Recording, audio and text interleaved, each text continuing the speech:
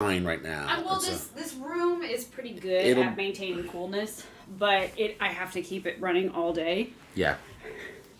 I have a question for you. What's up? While we wait. Yeah. Have you ever had any kind of experiences with what could be considered demons? Yeah. Exactly one, and it's actually tied to one of my Ouija board stories. Are we going to tell that story? Maybe. We'll see. I might do it on the back end.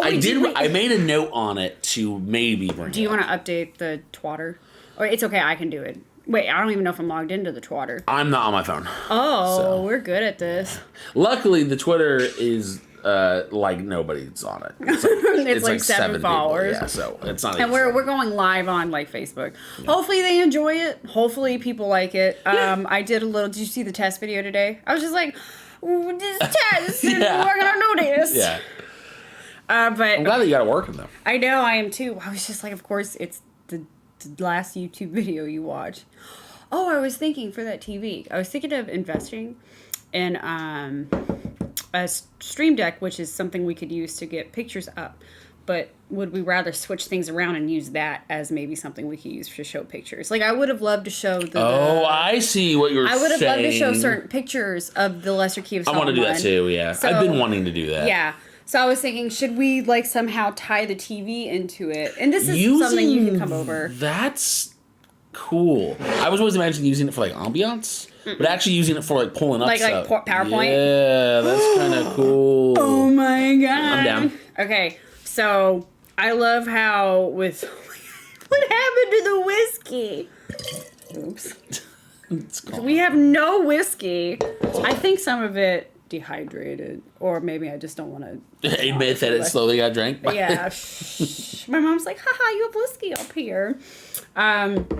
No, so when I was doing my research, the thing I was always confused about is the fact that Solomon never did shit with the Lesser Key of Solomon. It was said to be discovered by Babylonian philosophers among his grave. Yeah. But no. It was created in the 1500s. There's no way. So part of the reason, and we'll get into also, this. Why we'll get into it more when it's time, but there's a reason why a lot of people still hold some belief about it, and it's not for the Lesser Key. It's for a different book. The diva me is yes, king. Yes, Solomon, even though I'm not a Christian. Yeah. I'm like, yes, king, be a wizard, be a witch. So there's another book called The Testament of Solomon. Yes. And The Testament of Solomon is not up for debate. It is over 2,000 years old. So that's the text, he definitely didn't write. Yeah. But that's the one that, it's older than Revelations, the book of Revelations in the Bible. So, that's the one it makes some wiggle room for whether he actually...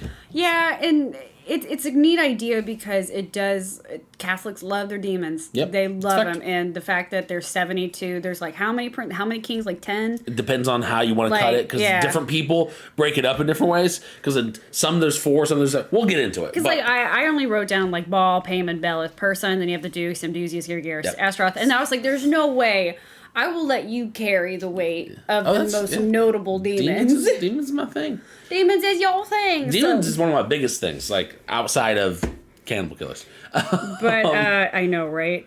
So let's see. Hi, one viewer. Thank you. Hi. Hello. We are streaming across 3 things today, so if we miss anything, I can see how we're doing on Facebook actually really quick from here, which is great. But whoever you are, thank you for popping in. Thank you. We're active, but we're also lightly just kind of waiting. Yeah. Let's see. We are live. Yay! We are live. Yay. That's great. Okay, perfect. By the way, you've been killing it, and I'm trying to decide which is the next one for our TikTok video. I know I should have made more this weekend, but I didn't. Hi, it's Nick. Hi, baby. Hi, Nick. Thank you for coming. Yeah, thanks for looking. Do you want to talk about demons? Do you have a demon in your mind, in your head, in your body? He does, and it's named Destiny. Don't say that. You may hurt his feelings. No, Destiny's his demon. He knows this. Well, we need to talk about his, what is it when you have lucky things to have, especially in D&D, and you have your own little... Oh, the Destiny book? Yeah, that's not working for you, man. Joel Hoss. Yeah, there's a real demon. That's one that... Actually, oh my god, that ties to a later topic. Legitimately. Actually, there's that one... televangelist who looks like a demon to me. I forgot his name. Yeah. But that guy's spooky as hell. Like Joel Osteen is just like, I don't like you. But the other guy, I'm like, that's something. All right, I'm officially treating this as the real start of the episode. Okay, so we're going. All right, so for VODs, people watching later, and anybody who happens to be tuning in right now, welcome. Hi, thanks for watching, and I'm Kyle. I'm Ashley. And we do this on Sundays, talking about whatever weird thing sounds fun to talk about. Kenneth Copeland, that is the fucking actual flesh-wearing demon. Today we're going to be talking about demonology, or demonology, if you want to pronounce it that way, just the study of demons. Last week we talked about cannibal killers and Wendigo and stuff, and it's all kind of... The nice thing is everything kind of lightly connects. Yeah. Here's your warnings, though. First off, this is an R-rated talk thing. Yes, mature rated. Right. And demonologies aren't too bad, but definitely for cannibalism, we were like... Basically everything we talk about, there's a real chance, and I happen to say the word fuck a lot just while talking, so also, if you are religious, we are two secular people who are discussing this from purely... It's part of interest like learning. We enjoy how Judeo-Christian mythology. Mm-hmm. We enjoy the stories. I myself was raised Catholic, but I am not a practicing Catholic. I was technically raised Protestant, but I was exposed to a lot of different religions in my life. Yeah, right. At a very early Hi, Gilded. Hey, baby. Hi. Heathen, exactly. Yeah, that's right. We are damn dirty heathens. So this is like, if anybody comes on and they feel like they're being attacked or they feel like we're messing with things, like, I assure you, we have messed with far worse things. Yeah. And we came out just fine. And the other side of that... I'd like to visit Ball. Hey, Ball. What's wrong, baby? Depends on which ball. I don't want the one with the big frog head. One? Yeah, kind of. Okay, I want the sexy But the primary one's the one with the old man head in the middle, and then he's got a left head that's a big frog. And see, that's the thing. Like, none of these demons are fuckable. Yeah. How can I... we'll get into some fuckable demons. I'm just a good Christian. Oh, yeah, famously. Absolutely. We don't mean to poke fun at the Christian mythology. Our apologies, because we don't want to offend anybody, because faith is a very personal thing. Like I said, this is secular, and mythology stems from stories, and this is just something interesting that we can get into. So, first little topic here that I just wanted to start off with is what exactly is... Beautiful. To that said, there's a demon.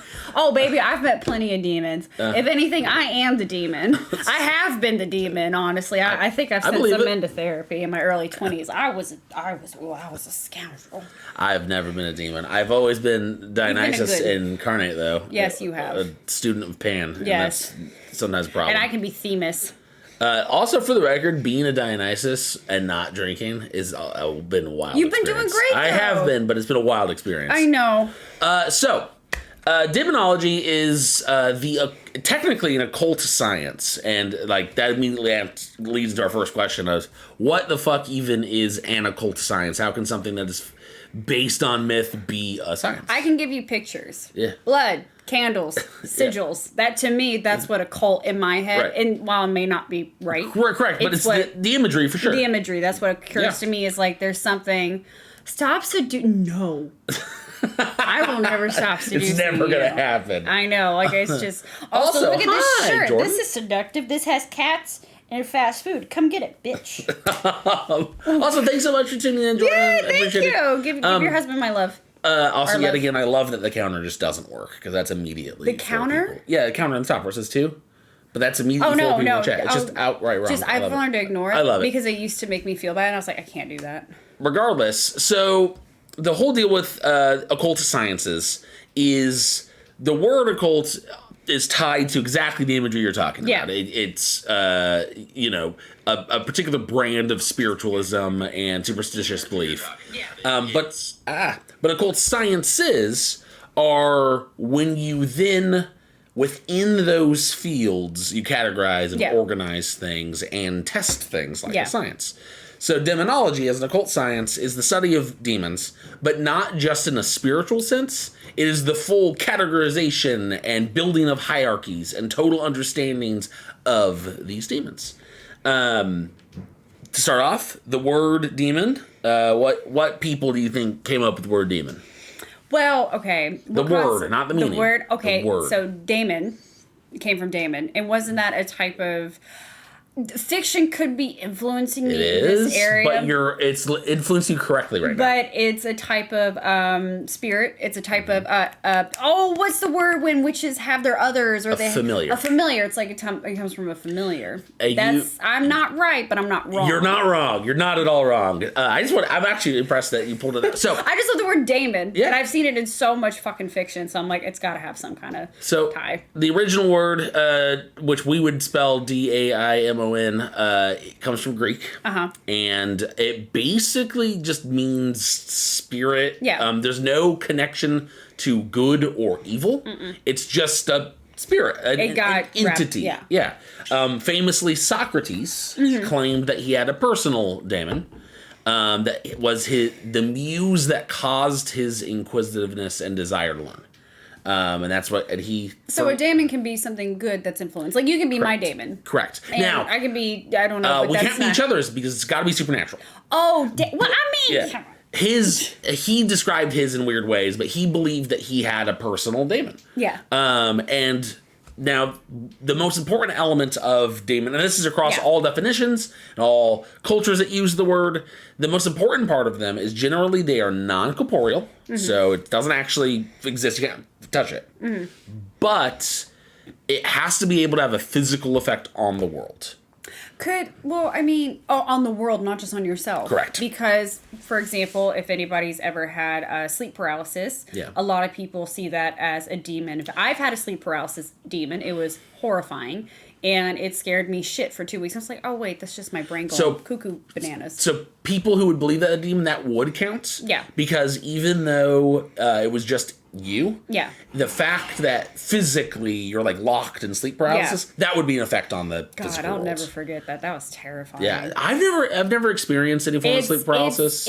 It's not good. Yeah, that's what I've heard. You think you're nothing. Yeah. You think, oh, I'm you're like, oh shit, man, I'm in trouble. Rachel and our good friend Logan, he's had like multiple sleep paralysis episodes. At this point, you just have to become friends with them. Like, hey, buddy, what's going on? Each one of his like sleep paralysis demons has been a different thing. Yeah. And they've been spooky as fuck. Like one of them, while he was telling it to me, I was just like, I don't even want, you can stop. Did I tell you about mine? You did. I don't remember it. Well, what it was do you mind? Yeah, please. So go. this is my if anybody has a sleep paralysis story, because by the way, this is an ADHD friendly show. We will go off topic. We will talk about other things. We will loop and circle and then go away and then back to looping. So what happened was I was 14, 15 and I woke up and I couldn't move, and what I saw was the back of a man's head, and it was kind of like a 1940s like kind of look, right? And it turned around really slowly. And it was just an ugly man's head. And as he turned, his mouth would get wider and wider and wider and wider and get closer and closer to me. And I'm like, this is fun! Yeah, I love it. It was, to this day, it's still stuck with me. But if anything, I was kind of proud of myself for being able to come up with something so horrible. For your subconscious to even and it was kind of cool because it had a 1940s cinematic effect. And I was like, okay, Dark Side of Ashley, that's cool. So we'll touch this piece of this, I think, a lot today. Yeah. But like, let's go on a journey for a moment. So obviously, you're an educated person living in an educated society, so you know that your brain created that, and you know that you were locked in that bed. But like, for just a moment, oh God, let's say that that's not what it was. Like, girl, I was screaming Hail Mary. You bet your ass. Like, I'm 14, 15 at that point. So my road to secularism was, it was there, but it was still kind of like, I just knew from a young age. I was like, this isn't for me. Yeah. And, but definitely, and really what it is prayers are just a type of meditation. Yeah. And I was just trying to get out of it. So, of course, I was saying, Hail Mary, full of grace, Lord is with thee, blessed. Because it was the only thing I could do. Yeah. I was locked. I couldn't move.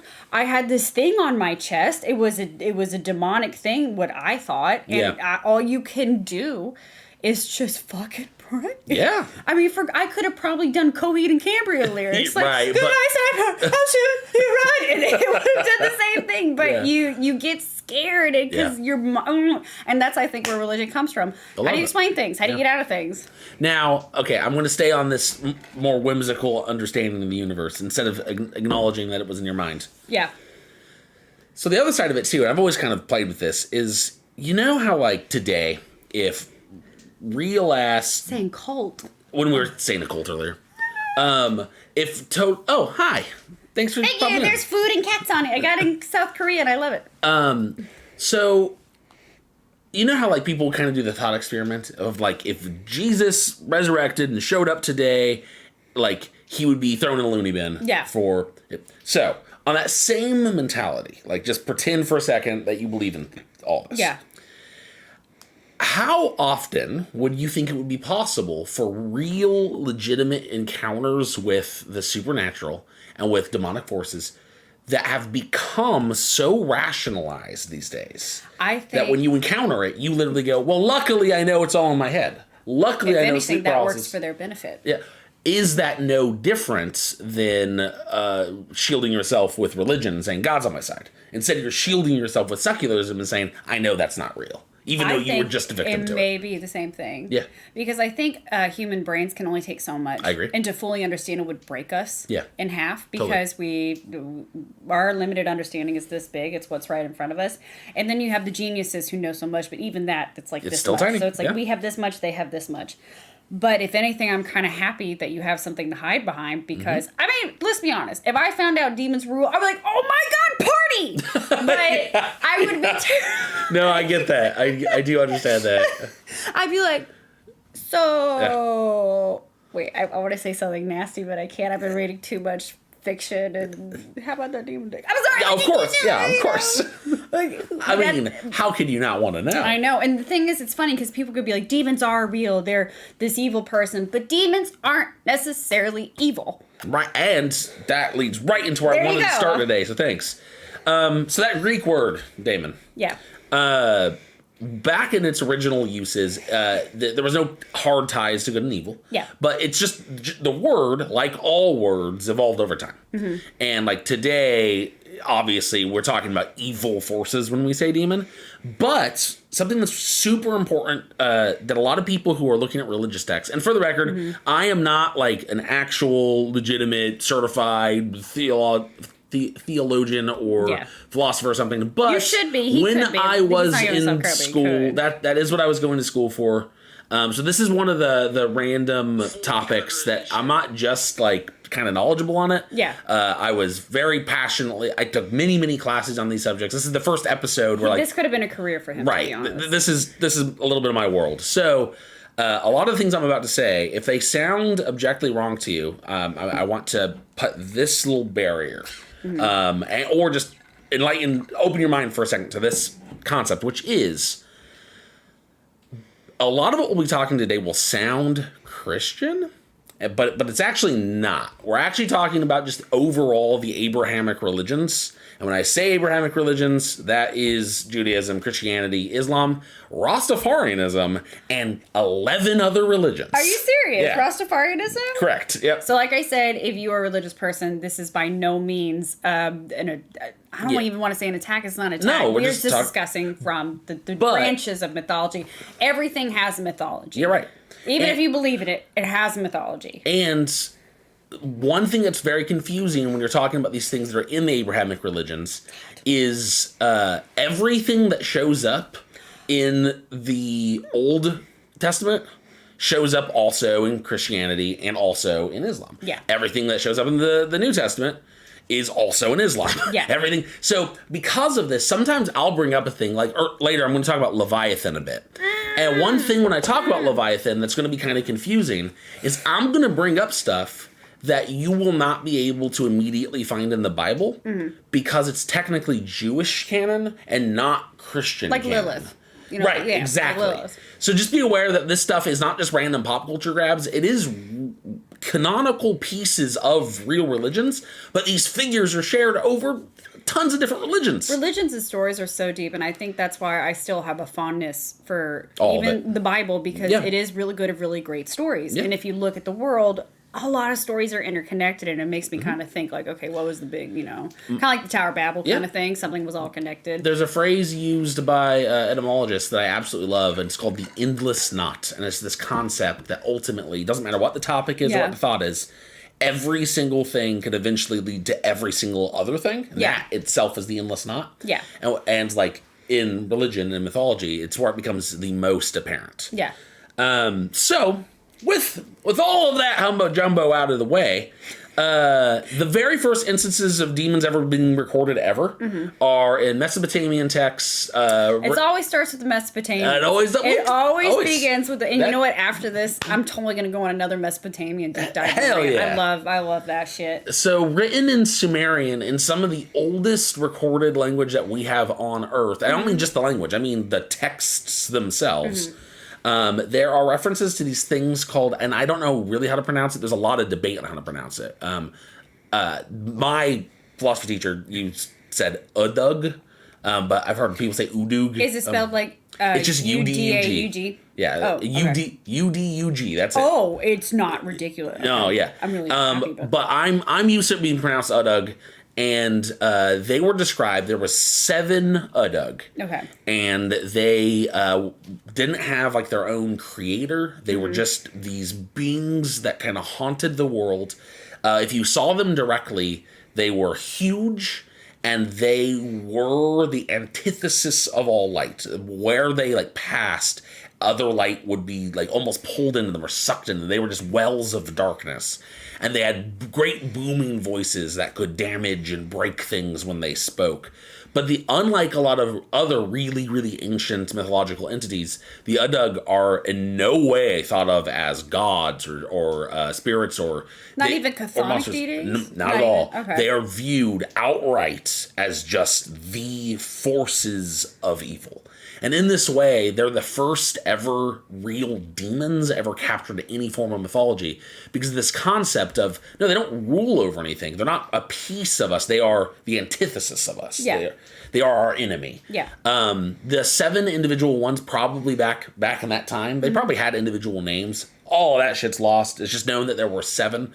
And the question that a lot of folklorists have is how much of, memory of the Udug trickled forward into the demons of every other religion. Oh, I'm sure plenty. Exactly. Oh, I'm sure. Because that's kind of how it works, right? You have to come up with something, then that sprouts something, that sprouts something. Yeah. Blah, blah, blah, blah, blah, blah, blah, blah. One of my favorite things about them, too, is that we'll see our very first instance of demons getting blamed for illness. Which... And isn't that easy? Oh, so And easy. that is easy because, in a way, it kind of predates medical thinking because cancer is... cells are a being that can make you sick, and they are just cells that went wrong. And I think that's so funny how the big ideas can translate to smaller. Oh, yeah. And, like evil cells. but because how else do you explain it? How else do you explain when you don't have anything else to base it on? Absolutely. Well, and honestly, I don't want to have a whole good versus evil discussion right now. Oh my gosh, it kind of relates back to the Kakua witches, the male witches, and cannibalism. Where it's just they're just blaming illness. Yeah, it's on blaming this dude. illness on this dude, and it's like he put sand in my belly, and I'm gonna die.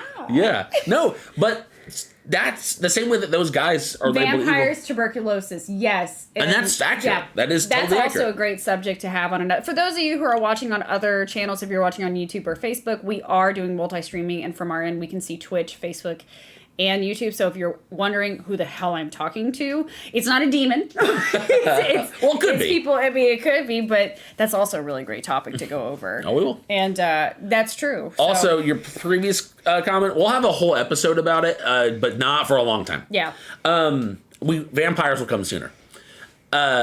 So after the Ugdug, though, and their initial associations with illness, which is basically the number one thing demons get blamed for. Yeah. We move on, and if I'm going to be evil, I'm going to be blamed for something good. Illness ain't a bad one. Yeah. No, illness is scary and strong and devastating. And I'm not going to break this down into just talking about the whole concept of good and evil. Yeah. But when you made that little joke about the evil cells in me are bad. Right. Really, if you think about it, all evil is in most moral systems is stuff that is inherently anti-human. Yeah. So, who's to say those cells aren't evil, right? Yeah, they're evil cells. Whatever. Well, I guess in the way, if something's making me sick, I'm like, you motherfuckers. Yeah. You're bad. It's evil in your life story. Yeah. There you go. What is in your life story, it is, but what if in another... Okay. Right. This is going way beyond. Exactly. And that's why we're not going to go all the way down that path. That's a path we'll never get out of. So, talking about scripture, though, and keep in mind, Abrahamic religions is kind of where we're going to be talking about demons today. Yeah. So in scripture, and I want to clear up something really tricky here, because a lot of people don't understand this. All religions that have religious text, and this is all of them. Yeah. The text is referred to as, or thought of as, a hard canon. Mm-hmm. So this is canon within the religion. Yay. How we interpret it might differ from different sect to different sect. Yeah. But then you have a soft canon, and the soft canon is stuff that you say, no, that's true. That is religious canon as well. But it's not tied, it doesn't come from your book. Mm-hmm. So to talk about Catholicism for a second, an example would be Catholicism's rituals that they have, the way the saints are venerated, what days those saints are venerated. None of that exists in the Bible. The fact that the Pope wears a big funny hat is not in the Bible, but it's not random, it's not arbitrary. It's an important piece of Catholicism, and it's canon within that religion. So keep this in mind when we talk about demons, because I'm going to say that something comes from scripture. Yeah. And when I say that, I just mean these are the raw words from the text without the larger soft canon. There's a huge difference there. So, first piece is, in scripture, if you go read the Old Testament right now, you're going to discover something really fucking wild. Wait, okay, what is it? Demons aren't evil. No, they're not. Which is great. They've never really been evil. Yeah. And that, a lot of people don't really grok this immediately. There are evil demons. Yes. And those demons are very evil. But like as a whole class of supernatural entity, in the text itself, they're morally ambiguous. Because they're the ones that just followed Lucifer. Right. But even that gets more complicated. Yes. So the second piece of this is, check this out. This one blows people's fucking mind. You read the scriptures, specifically Old Testament here. Angels are not good. Nope, they're not. They're also morally ambiguous. Yes. Also, they are freaky. Yeah, a lot of them are freaky. Well, and I love it. Yeah, I also love it. There's also a lot of angels that look like humans. That's its own class of angel, though. Regardless. Yeah. So these two beings that we view today, they're entangled.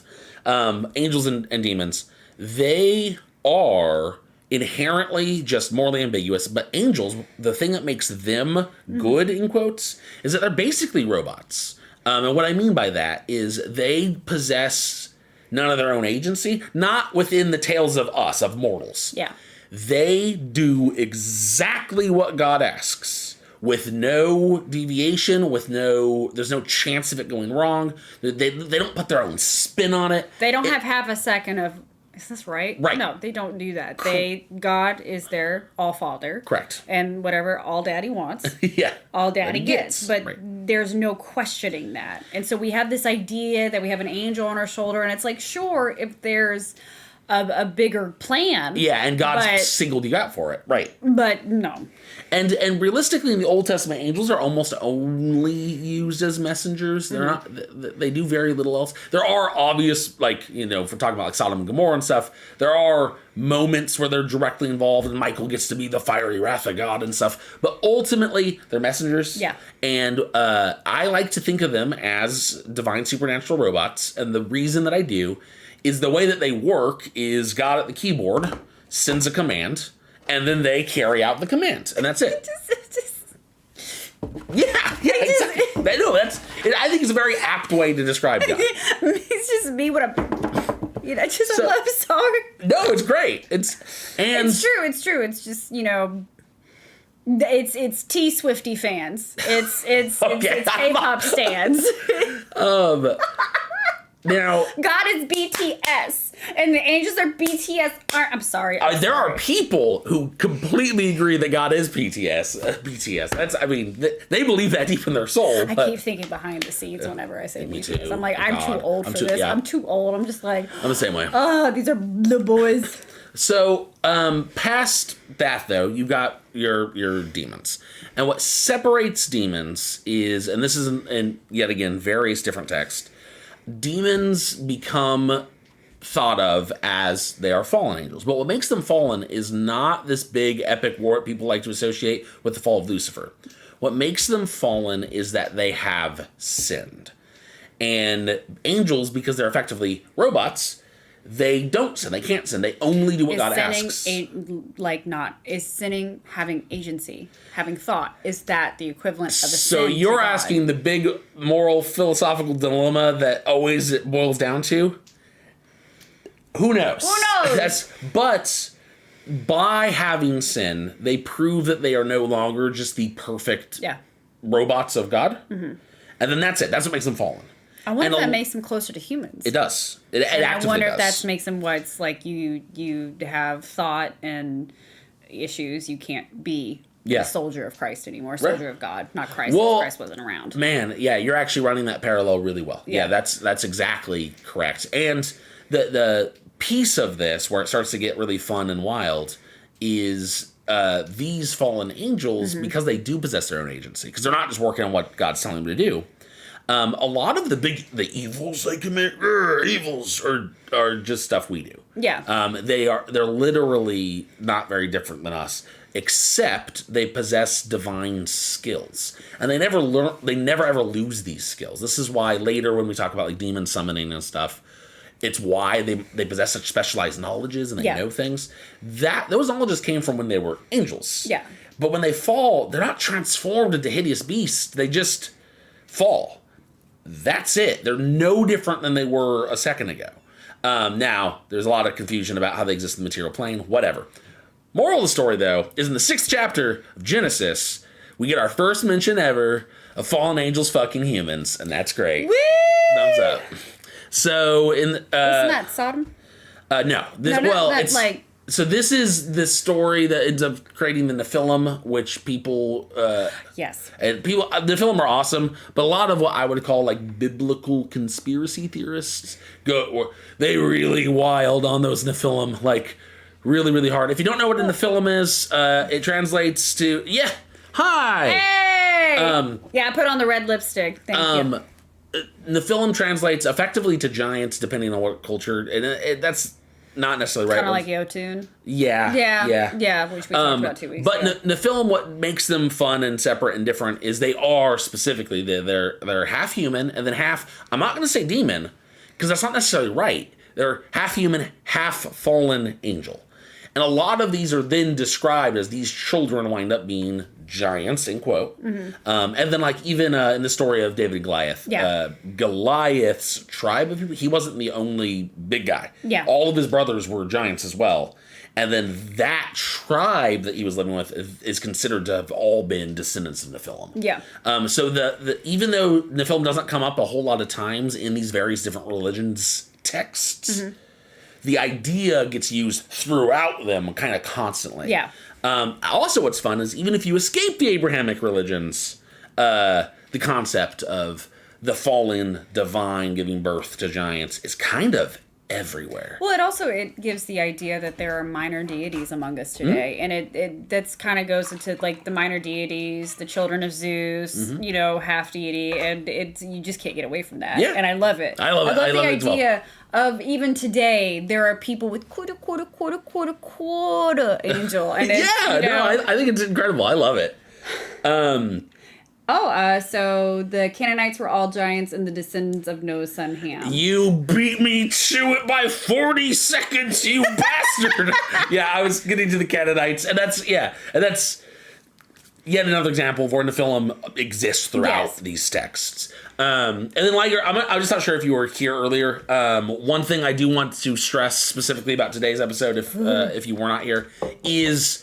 a lot of the things that we'll be talking about are present in Christianity, but I'm ultimately just talking about the Abrahamic religions kind of all together, loosey-goosey. So if anything sounds like off-kilter, it's because I might be talking about it from a Jewish angle at a particular time or an Islamic angle at a particular time.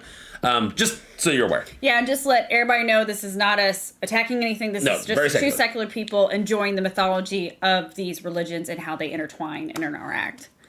But, so, another crazy thing about demons in these particular texts that is just delightful. And when I was going to school for this, it was like the first thing that really awoke in my imagination to just how much fun the whole fallen angel thing can be in not a cool anime way, but in a mythology way, is those angels that were not the perfect puppets of God are the ones that fell.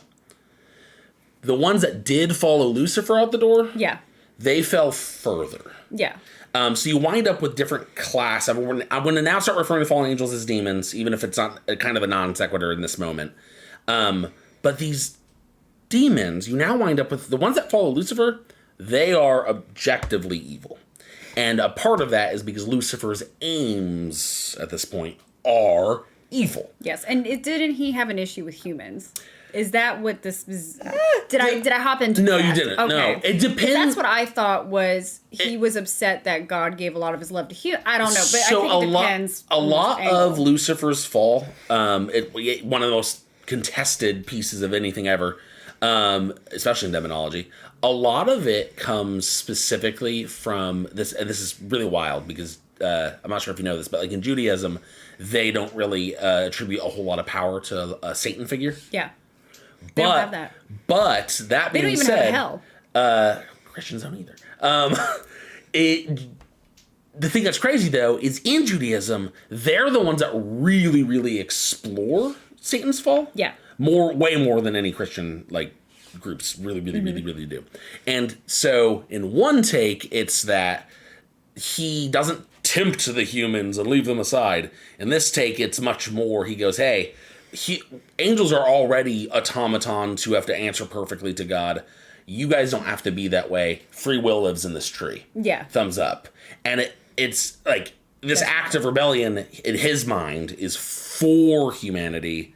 But then God looks at him and goes, this literally isn't the divine plan. Prometheus. Yeah. Prometheus. Exactly. And Loki. But given humans what they're not meant to have. Yeah. And then we wind up 2023 with tax season and crippling economic depression. I had to pay about $5,600 more, and I'm like, oh, we can blame the apple in the tree for that one. But at the same time, we can blame it for so many good things. Yeah.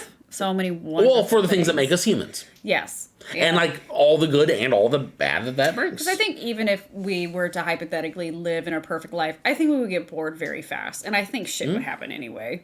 I don't know. That's just I also think, if you want to approach problems. it from well, I think the fact that we adapt to things so easily and so quickly, which is why we get bored of good shit, that's yet again the upside and downside of this apple of literally being gifted free will and the ability to understand good and evil. The problem, though, is I'll keep reiterating this: is it's both good and bad inherently. It comes with not feeling satisfied. Yeah. It comes with wanting more, even though you already have more. I'm definitely guilty of that. Yeah, it's why I have a wonderful life, and there are times where I'm like, what am I doing? And regardless of people who spin Lucifer giving us access to the tree as a good thing, ultimately it's why we're evil. Yeah. And there's no debating that. In the stories, it is the source of why humans are what we are.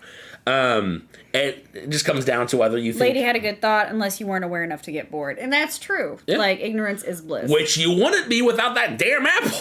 That's the thing. You would be ignorant enough to enjoy it. Yes. So, all fun and whatnot. But these different marks of demons now that we got, the ones that follow Lucifer, and then the ones that just kind of have free will, who have come to Earth, and they're doing earthy stuff. They're having sex with humans. They're enjoying what Earth has to offer. Yes. This class of demon, some of them, weirdly enough, don't go all the way down the path of temptation. They're still fallen. Yeah. They're not sitting at the right hand of God anymore. But weirdly enough, they're still loyal to him. Yeah. And this whole class is still very present throughout the Bible. You will find demons that respond either very positively or outright actively worship God and Jesus while being demons, which is something that doesn't really come up in a lot of discourse unless you're just reading the text yourself. And I don't know why. There's so many instances of Jesus will encounter demons. And actually, in the Gospel of Mark, and I don't think I'm wrong. I think that's right. Don't quote me on that one, though. I'm shaky. In the Gospel of Mark, I believe there is actually a moment where Jesus encounters two demons. And then they're literally like, oh, what's up, man? It's Jesus. And they throw themselves down on the ground, not in a fearful way, literally as a servant of him. But it's wild because they're demons. Demons. And of course, you think demons are evil. That's but they're what. not. Yeah, not all of them. Just the ones that are very evil. That's the game. What was my? I'm not gonna mention it now, but my comparison earlier, just like. Oh yeah. Yeah. It was kind of bad, but it was good. So that's kind of our classes here. So we're just to delineate this again. We have the fallen angels that followed Lucifer. We have the fallen angels that are just kind of live in it, and then we got our angels that are so loyal. Yeah. It's important to keep these demarcated for what follows. Yes. ADD. Are you ready for an ADD? My favorite. So King James. This is an ADD fending space. So King James Bible, right? Yeah. I'm related to him. Are you really? Yeah, Stewart family. Oh, Stewart family. Yeah, I knew this. I forgot. I honestly, we actually got the thing done, and it's like a teeny bit, but it's my one claim to fame, and it makes me feel good. It's like, ha! Yeah. Stewart family. That's like us and William Wallace. Yes. Thing. It's like it's this much. It's big. It's this big, but it's like, I'm royalty. But I think world's fucking enough where everybody's royalty. That's just. I mean, there's definitely. I know, but I'm like, oh, look at that.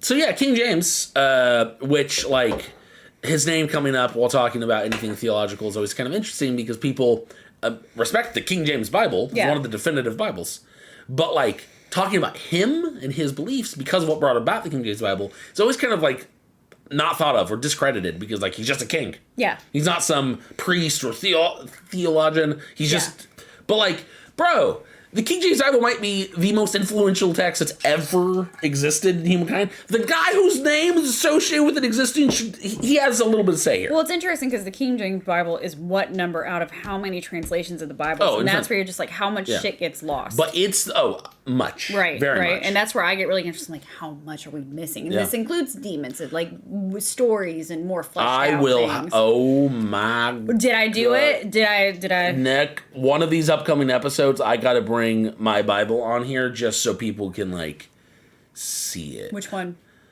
You can, like, just something you go through and you just edit and, like, highlight and, like, write? No, my 300-year-old Bible. I love it. Do it, yeah. Have you never seen it? You know what? If I see it, I'll probably know it. It's this tall. I don't think I've seen it. What the fuck? Did it hang out in your house? Like, was it on a podium? No, it's too old, so I always kept it very safe. Where did you put it growing up? I usually lived in a wooden box in a closet, but I've shown it to like every human I know. How have I never shown this to you? You know what? Like I said, if I see it, I'll probably remember it. You would. It's this big. You would remember it right now. You didn't show me. I must have not shown you. Didn't care enough to show me. That's so wild. You thought I was going to steal it. I have shown everyone this. You thought I was going to steal it. It's like my proudest thing I own. Trying to take that thing. Yes. I don't remember you. Yeah, it's certainly possible. I've known this man since I was 15. You've never seen it either? You've never served it? Yeah, okay. See? Yeah, but that's because I've only met you starting 2020, so I haven't had the chance. It's mind-blowing I haven't shown it to you. That doesn't make sense. Guys, I'm seriously reconsidering our friendship. Damn it. Regardless, I need to bring it on the show. So it's a King James Bible, but it's a priest's Bible. So the annotations in it. You can't forget 1,000 pounds. Like, it's seriously. But it's a priest's Bible, so like the way the pages are, so each page is about this big, right? Yeah. And then it will be like this much of the page is biblical text. Yeah. And then all of the rest of that is super fine print priest annotation for understanding every line.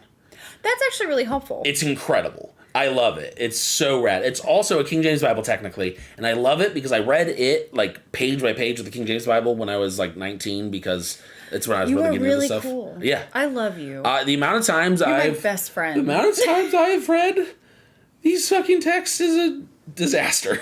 I've lost so many hours trying to understand old. Also, safe equals inside a box in the closet. That's as safe as you can get when you're 15. When I say safe, I really mean weather safe, and we live in Texas where it's humid as hell. Yeah, so books don't. We're trying to protect it from humidity. But what's so interesting about this one is it is a King James Bible. That's what it was printed as. Yeah. But just in that short period of time, which like realistically, what's 2 centuries? Our King James Bibles that you go by right now, they're not supposed to have been changed at all from when it became the King James Bible. Yeah. And the text between the two do not match. And I find that really So you have gone through and you have actually compared and contrasted. Yeah, I try my best to. I did it as, an amateur. That's actually amazing. It was super fun. Because, how much shit is hidden? How much shit has changed? How much is milked down? Yeah. For and even just... especially as more and more people learned how to read. You couldn't take everything at face value from the priest. Yeah. They would have to tell, when I was in Italy, they told stories through the glass on the walls or through art because nobody could read. And they picked and choose what to tell you. Sometimes that was good, sometimes that was bad. And also, how could you question the priest who came from God, where his head is shaved? So God's obviously talking. And he's educated, And he's educated. So it's funny how I kind of wonder, and this is a little off topic. This is more going into, like I said, making it better for public consumption and hiding some shitty things, which is what you're gonna do. It's marketing. Yeah. It's marketing. Yeah. And I really want to look at this thing now, and I want to be like, we're 15. We can just go through this. And I think this is just fascinating. Yeah. Also, it's beautiful. Yeah. And Bibles are beautiful. Yeah. And any kind of religious I would love to bring stunning. it on the show just so people could see it. It's incredible. But regardless, yeah, the Roman Catholic chose to leave as much as possible. Oh, and they did. They really truly. It is such a shame how many of some texts that almost are necessary. Yeah. Are not canon, but they're written by the same peoples as other canon texts. Yeah. It's regardless. Before that will send me down a spiraling rant. Liger would be such an interesting person to have live with us right here. I know. Seriously, especially for this episode. But so. One thing about King James, though, that I want to talk about, a lot of people don't know this, is he was a devoted demonologist. Love that. Yeah. Really? He actually was. Now, at the time, did they believe demons were evil, or did they think it was just another form of an angel that had personality, as I like to say? So, I wouldn't say ignorant in quotes. The ignorant thought was that they were evil. But the educated class, keep in mind at this point, everybody's a Catholic. Everyone, and... The French, Scottish. King James, he advocated hugely and he wasn't in any way a priest or anything, but he spent, this was his only hobby. He advocated that demons behaved evilly and they brought evil into the world, but everything they did was under God's purview and permission. So it's kind of like one is yin, one is yang. We have to. Is there an end goal like Ragnarok? No. Yes. So obviously, Jotun, Odin. Obviously, different Abrahamic religions have their own different apocalypse stories. And actually, to call them an apocalypse isn't necessarily correct anyway. But they have their own end time stories, right? Unlike Ragnarok's one of the only end time stories ever where all the people that were involved in the faith knew for a fact it was coming, it couldn't be averted, and its existence wasn't inherently a bad thing, which is part of it. Most religions treat their end time stories as a catastrophe that you're looking to avoid. Yeah. Then you got Judaism, who their end time is just Brad. And we'll talk about that in a second because it involves some of my favorite demonic entities. But the big thing with people at the time who believed that demons were under the purview of God was that the demon's role in reality was almost just to test. So basically the trial of the apple. It's the girl that tests your boyfriend. It is that, except times infinite. Oh, I know. But it doesn't change. Bitches are bitches. So, and the way I like to even think about it is it's just the test of the apple over and over again. The original, in Eden, he makes humans and he goes, hey, you can do anything here except this. And then on Earth, he goes, you can do anything except these commandments. Yeah. And then he sends demons that go, that are the snake, again. And they go, hey, in this situation, wouldn't it be way easier if he was dead? Wouldn't your life be easier if you just killed that guy? These demons, their only role... I've had those thoughts. Of course. I've had those thoughts. I mean, you're human. You've had the apple. Especially when, as women writes things, I'm just like... God damn it. But I know, it kind of makes me feel better. It's more human. Yeah. That's normal. It's normal to be I would never do anything. Yeah. Please, oh God, this is all on film. Oh my God. I would never... But that's when it becomes evil. Yes. It's the acting, not thinking of it. We're humans. Whatever. But... So... So this was the King James thought. What's that? Liger just said, a lot of people don't know that there's a huge fallen angel chain of the Vatican. Hello, what's that movie with we're gonna get the Constitution, the National Treasure. National Treasure. We're getting National Treasure, the Vatican. National Dan Treasure. Brown. Someone called Dan Brown. National Treasure 3. Oh no, if you're talking Dan Brown, that's National Treasure, but Dan Brown. Okay, going I to see. the Put Vatican, that together. put together. I see. The first ever crossover between the. It was horrible. I'm just like, we're gonna merge. So in 1597, King James writes a book called Demonology. Very originally named, very clever name. Hey, it's to the point. I like that. Yeah, me too. I got a lot of time. And this book, Demonology, it's hard to call it a book. It's a little too small for that, but it's an official treatise on the subject. Yeah. And a lot of what is known about the categorization of demonology comes from this. There are also much significantly earlier sources, and there's other sources that happen throughout the 15th and 16th century. But this one's, what makes it kind of important is just that it was King James who wrote it, of all people.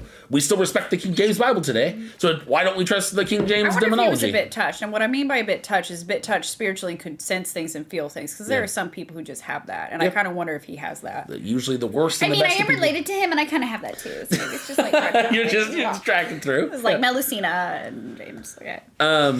But so at this, not in the 1500s, not him, but roll it back, ADD. At this kind of point in just reading the Abrahamic texts, demons are kind of simple to understand. Yeah. It's just fallen angels, right? And that's kind of it. Yeah. What ends up complicating things is during rapid Christianization. Mm-hmm. As Christians start to reach other pagan cultures, this is something that's really misunderstood today, like by most people.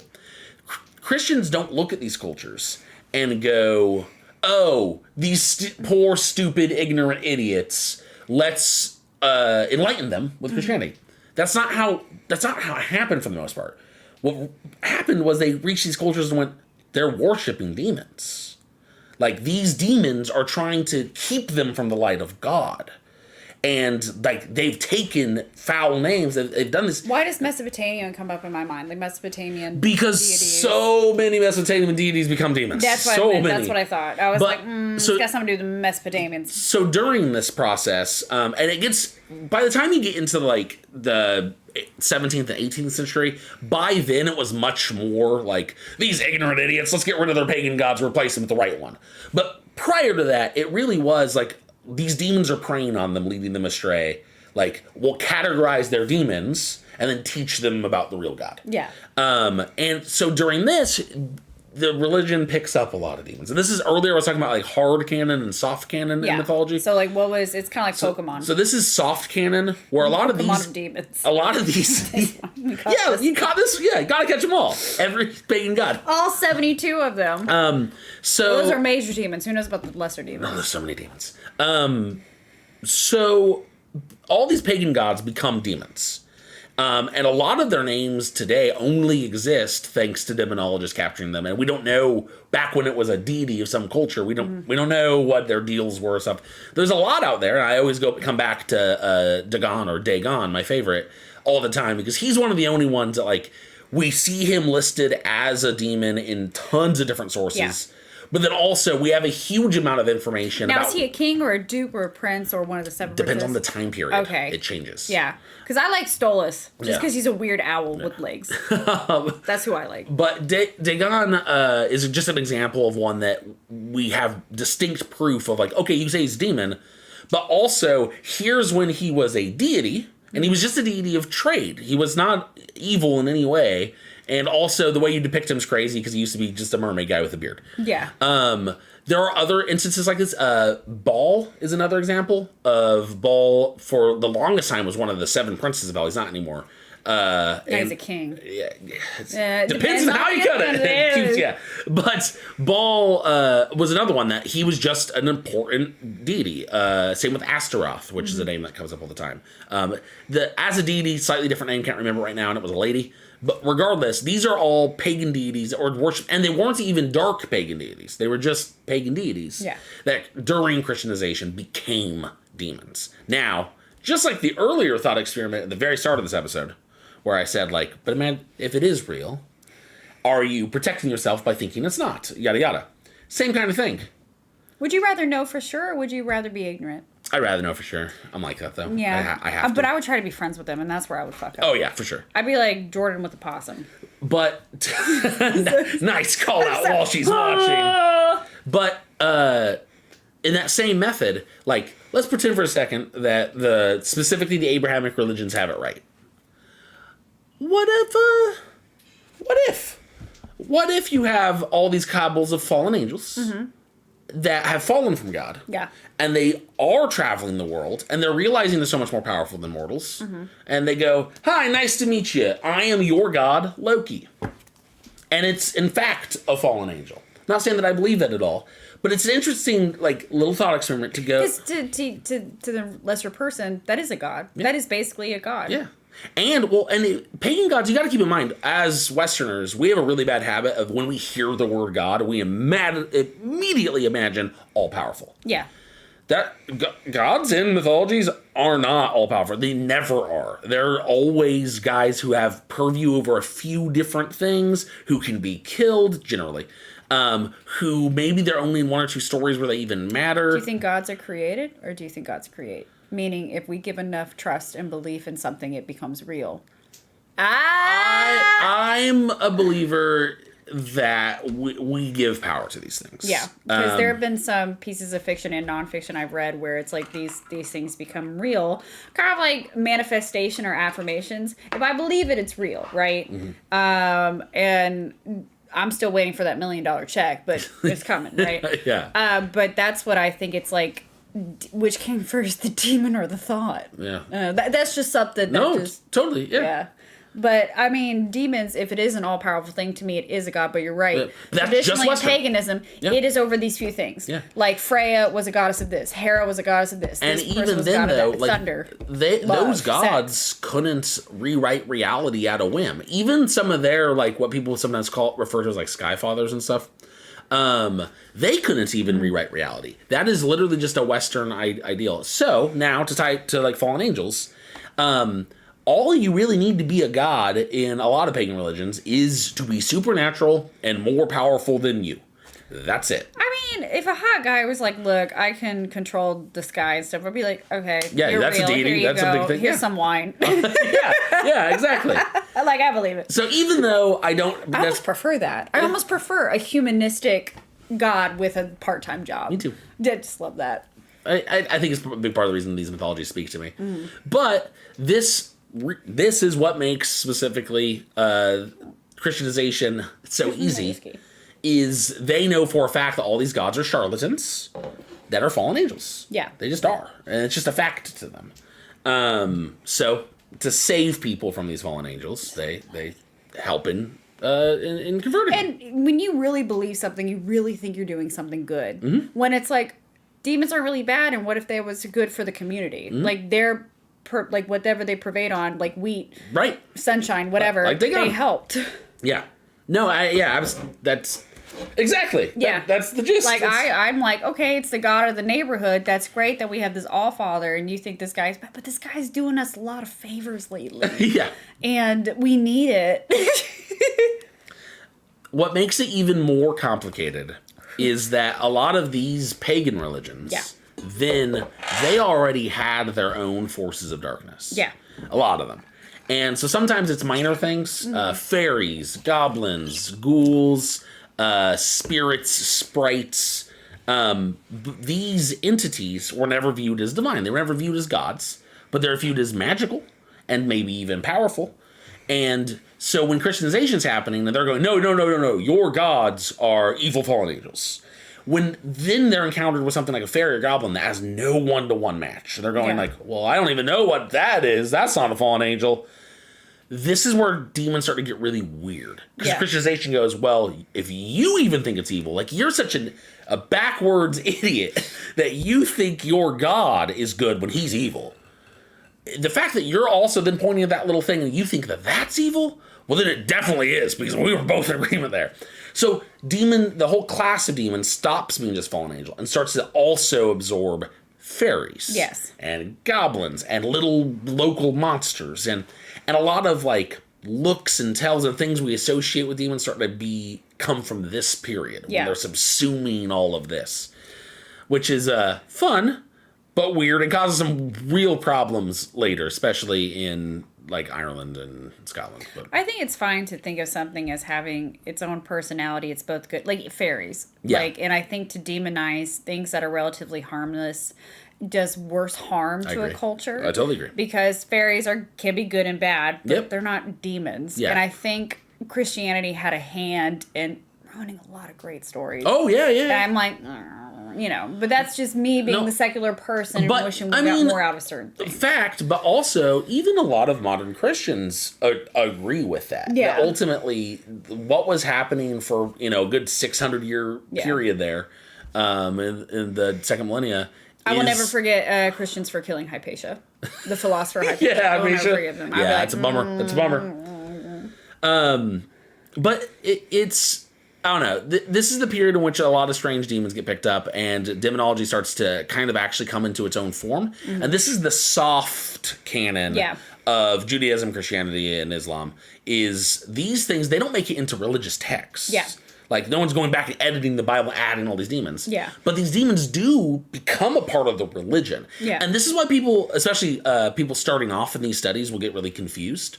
Is because they'll go like, well, where's Asmodeus come up? Like, I see that he's listed as like one of the highest demons, but like, I just Control F'd in a PDF of the Bible and I couldn't find him. This is where it is, because like, in using Asmodeus specifically as an example, it is a very important and powerful demon, and one of the better ones because it's not tied to any old pagan religions. Asmodeus, Asmodeus isn't great song. I should listen to it by Ghost. Asmodeus isn't in any of the scripture. He's not, but he's still a canon demon in most of these religions. So where are these demons? How do you find them? Where do you? There you go. Right, and those texts. Because that's actually what I'm excited. Yeah, and those texts do exist, and they're not part of the hard canon. They're part of the soft canon. So, finally nearing the end of this, of establishing just demons as a whole. First off, real quick, Abrahamic demons, the things they all have in common, researching it all together, they're celestial. They're made by God. They're fallen angels, usually. They kept all that stuff. There was never a period they became monsters. Great. Second off, Abrahamic demons tend to pick a person and fuck it up. Fuck up that person. That's generally their modus operandi of evil. Is they will stick, linger, and cause problems. What those problems are can vary hugely depending on the demon. This is even the big boy demons, all the way down to little ones. They generally work one person at a time. There's a couple... And this is all through God's will. In most understandings. Not in all understandings. In some, they are enemies. Not them going, I feel like being a bitch today. Like, it's through... It's part of the plan. It's like Book of Job. So if you're having a bad day and it's a demon, it's God wants you to be unhappy. I'm kidding. Modern day depictions of demons with the horns, specifically the horns. That's from Pan. It's from a lot of different sources. Oh yeah. The first source it inspired is actually the god Moloch, who's a Mesopotamian Babylonian Liger deity. just said something I think that you would like, and there's where the generational curses come into play. And I think you have some experience. Oh, I sure fucking do. He does. Oh, I do. Liger, you hit something on the head that wasn't meant to be brought up today. This poor man, like, we're not gonna get into it, not but like, much. it's your family has some stuff. Yeah, that's all right. Yeah, generational curses. If I could find the source of this generational curse, I would be happy. I don't know. I want to send you into the woods with some, a barrel and a voodoo priest and just...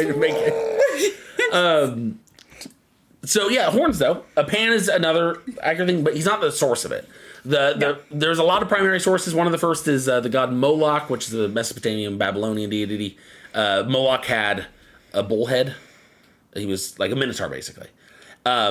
Moloch was one of the very first hard instances of Christianization was kind of happening. Yeah. And then the worship of him wouldn't stop. It just wouldn't.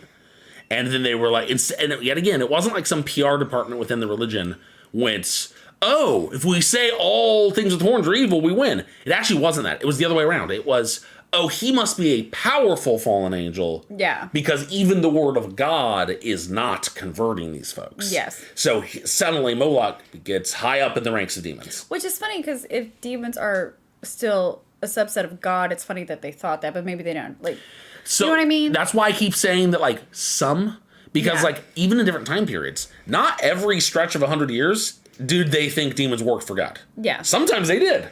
Sometimes they didn't. Depends on the century. And I have to remember not all that thing is consistent. Right. It's not consistent. Nothing's consistent. Nothing's in stasis. Moloch's one of them. Pan is one of them. Yeah. There's a lot of reasons, but basically... Anything with cloven hoofs. Did the cloven hoof thing come from also Jewish mythology in a way? Yeah, that's what I thought. But actually, mostly Jewish mythology. Because they don't eat anything with cloven hooves. Also, weirdly enough, even though a lot of Christian theologies care more about demons than Jewish ones, all the good demon stuff comes from Judaism. All of it. Like, and not just like the Old Testament. I mean, even the surrounding details. Yeah. All like Judaism demons are... They also got laches. Facts. They're winning. Like, I'm just like, ugh, give me that laches. I hope I'm saying it right. Yeah. Laches. So one thing, the things to be agreed upon here, though, that and this is going forward anytime we're talking about demons, this next step's important, which is, doesn't really matter the time period or the person talking about it. Theologians or priests or people who had power at the time that this was all kind of getting codified agree. Demons, A, exist, can interact with the tangible world, but are not tangible in our world. Yeah. Demons, the only ways that they can exist in the material realm are either while harassing or possessing an animal, or while harassing or possessing a human. I'm more upset about the animal than I am about the human. They do both. There's stories of both. The only other time they can exist corporeally in the physical world is if they actively manifest a form, but the form is temporary. They can't stay in it for very long, and it usually has tells that kind of warn you that this isn't what you think you're dealing with. It's not a human or something. Like it's kind of like that. Okay, here's an interesting thought. Sixth sense, right? Yeah. Women's intuition, whatever you want to call it, when something feels off. Yeah. Psychopathics, sociopaths. Mm-hmm. Do you think that I don't know where I'm trying to get with this, but like when you talk to someone, you're like, something's not right. Something's not right. Something's not right. I guess that can also be related to being labeled as a demon. Yeah, absolutely. Because but at the same time, is it possible to demonize people who are maybe on the spectrum one or and the really same. Different? So that's where you're right. And both ends of that are unfortunately true. Because I've definitely met someone like, I'm going to go that way. Demon wound up being used, and demonic possession and demonic harassment wound up being used as the ultimate scapegoat for basically every illness and mental illness that's ever existed. And exorcisms. Right? So you could have somebody who has schizophrenic episodes, et cetera, or epilepsy, severe bipolar disorder. Epilepsy, when you're shaking, and it's just like, this is a demon. And if anything, you're just exacerbating the problem. Or like change. And they die because no matter how hard you exercise them, it's not going away. It's not going away. Yeah. No. Well, or it's just like changelings in various British Isles lore, where like a kid, once he starts talking, is autistic, and where did your happy little child go? It's been replaced by a changeling. Yeah. It's the same exact kind of thing. That's so sad. Like, but I get it. I get how else do you explain these things? Especially when you don't know. I know, right? It actually almost ties earlier what you said to where... if anything, my mom would be like, please, take my child. Yeah. Give me one that just wants to build blocks by color. That sounds great. Yeah, man. That's the moral of the story, though. I will say one little tell on people... when demons take a corporeal form is in Corinthians 2. They do make a distinct point that... though demons are good liars, they have tells. I can fix him. The most common tell of the demon, and it's barely a tell because humans do it too. Yeah. But the most common tell is that when demons manifest as humans, they're not possessing them. They built their own body. They are always seemingly extremely righteous. They are the most televangelists. Yeah, right. We were having a conversation earlier about how there's a demon. It's televangelist. Joel Osteen, Copeland. What's his name? Something Copeland. Yeah. There's something about them, and it's the teeth. It's the teeth, man, and it's the porcelain teeth. And I'm like, something is wrong with these people. But it is interesting, and it doesn't. Right, I do too. It's not like the section. Kenneth Copeland, I think.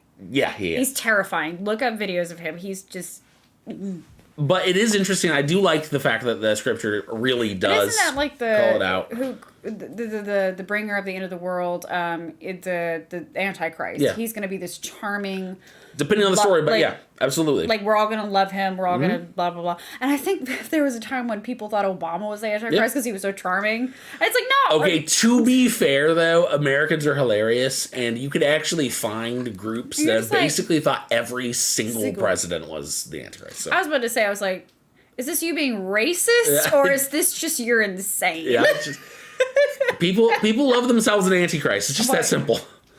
But yeah, I do love it. Also, throughout various religious texts, I do like Satan is depicted specifically. His different forms that you get to know is beautiful angel, serpent, goat, and seven-headed dragon. I love all those things. So that's delightful. And then there is a famous... there's no text supporting it, but there's a famous depiction of him that shows up in a lot of medieval grimoires and Bibles.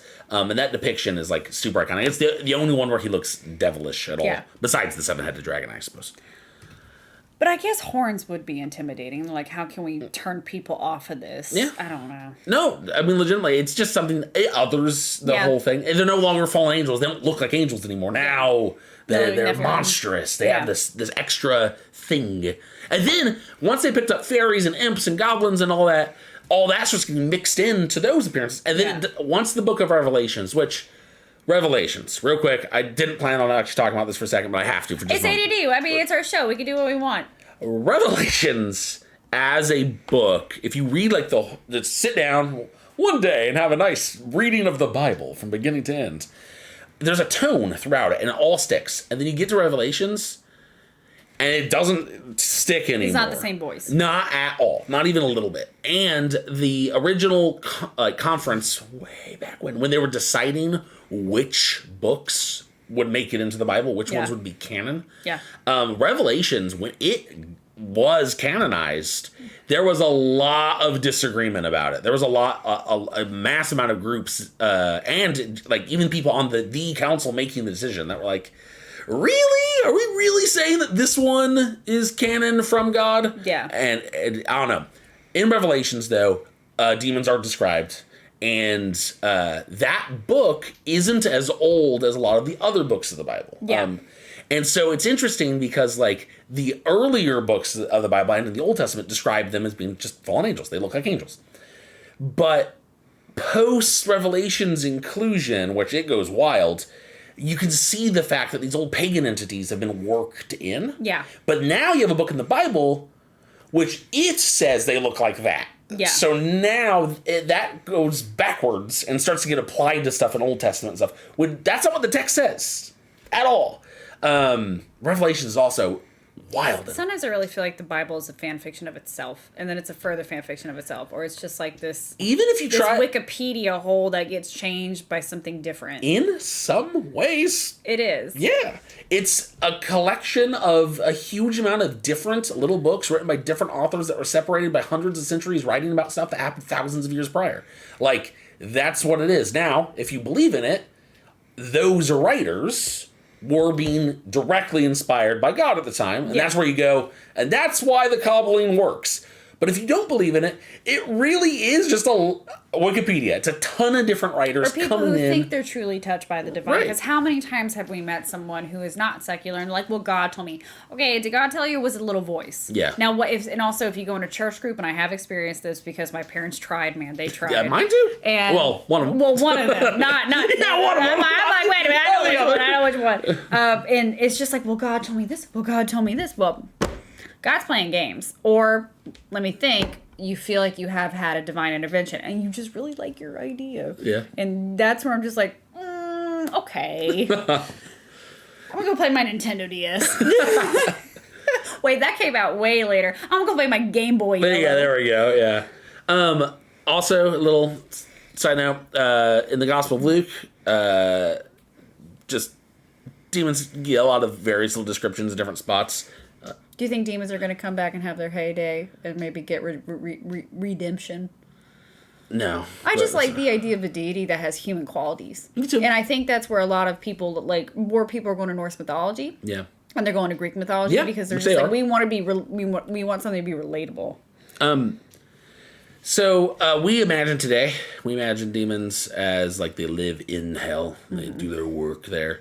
That's never mentioned in any religious text. Yeah. How did that idea come about? The same way that Christians really firmly believe that hell's mentioned in the Bible, and it's not. It's not. Which is, now that being said, I might be being a little pedantic because there are things mentioned that if you want to point at all of them and say, well, that's hell. Yeah, you're not wrong at all. Yeah. But hell outright is not mentioned. Yeah. In the Gospel of Luke, demons are described when they're not in our world, tagged to a person, living in a person, or taking a corporeal form. They, in quotes here, wander endlessly through arid places. And this is a different period. It's like a time-space kind of break. Yeah. Yeah. In different time periods, that has been viewed different. For the longest time, people were just like, oh, so they all live in the desert? And the answer was, yeah. It's hot. They do. It's the hot. winds there is bad. It's where they live. But then a lot of other times people view this as kind of its own other realm. And if you want to get into like crazy other, planes like limbo and stuff, you can. And you can say this is just its own unnamed thing. Well, Prez says something. Hi, Prez. Hi. Revelations talks about demon numberings like sands on the beach, but not a lot of mentions otherwise. Yeah. Yeah, you're not wrong. Revelations is strange and fun. You know what, this makes me, I've wanted to for a while was read each significant religious text, like the Quran. I'm pretty far in the Torah that. and the Bible.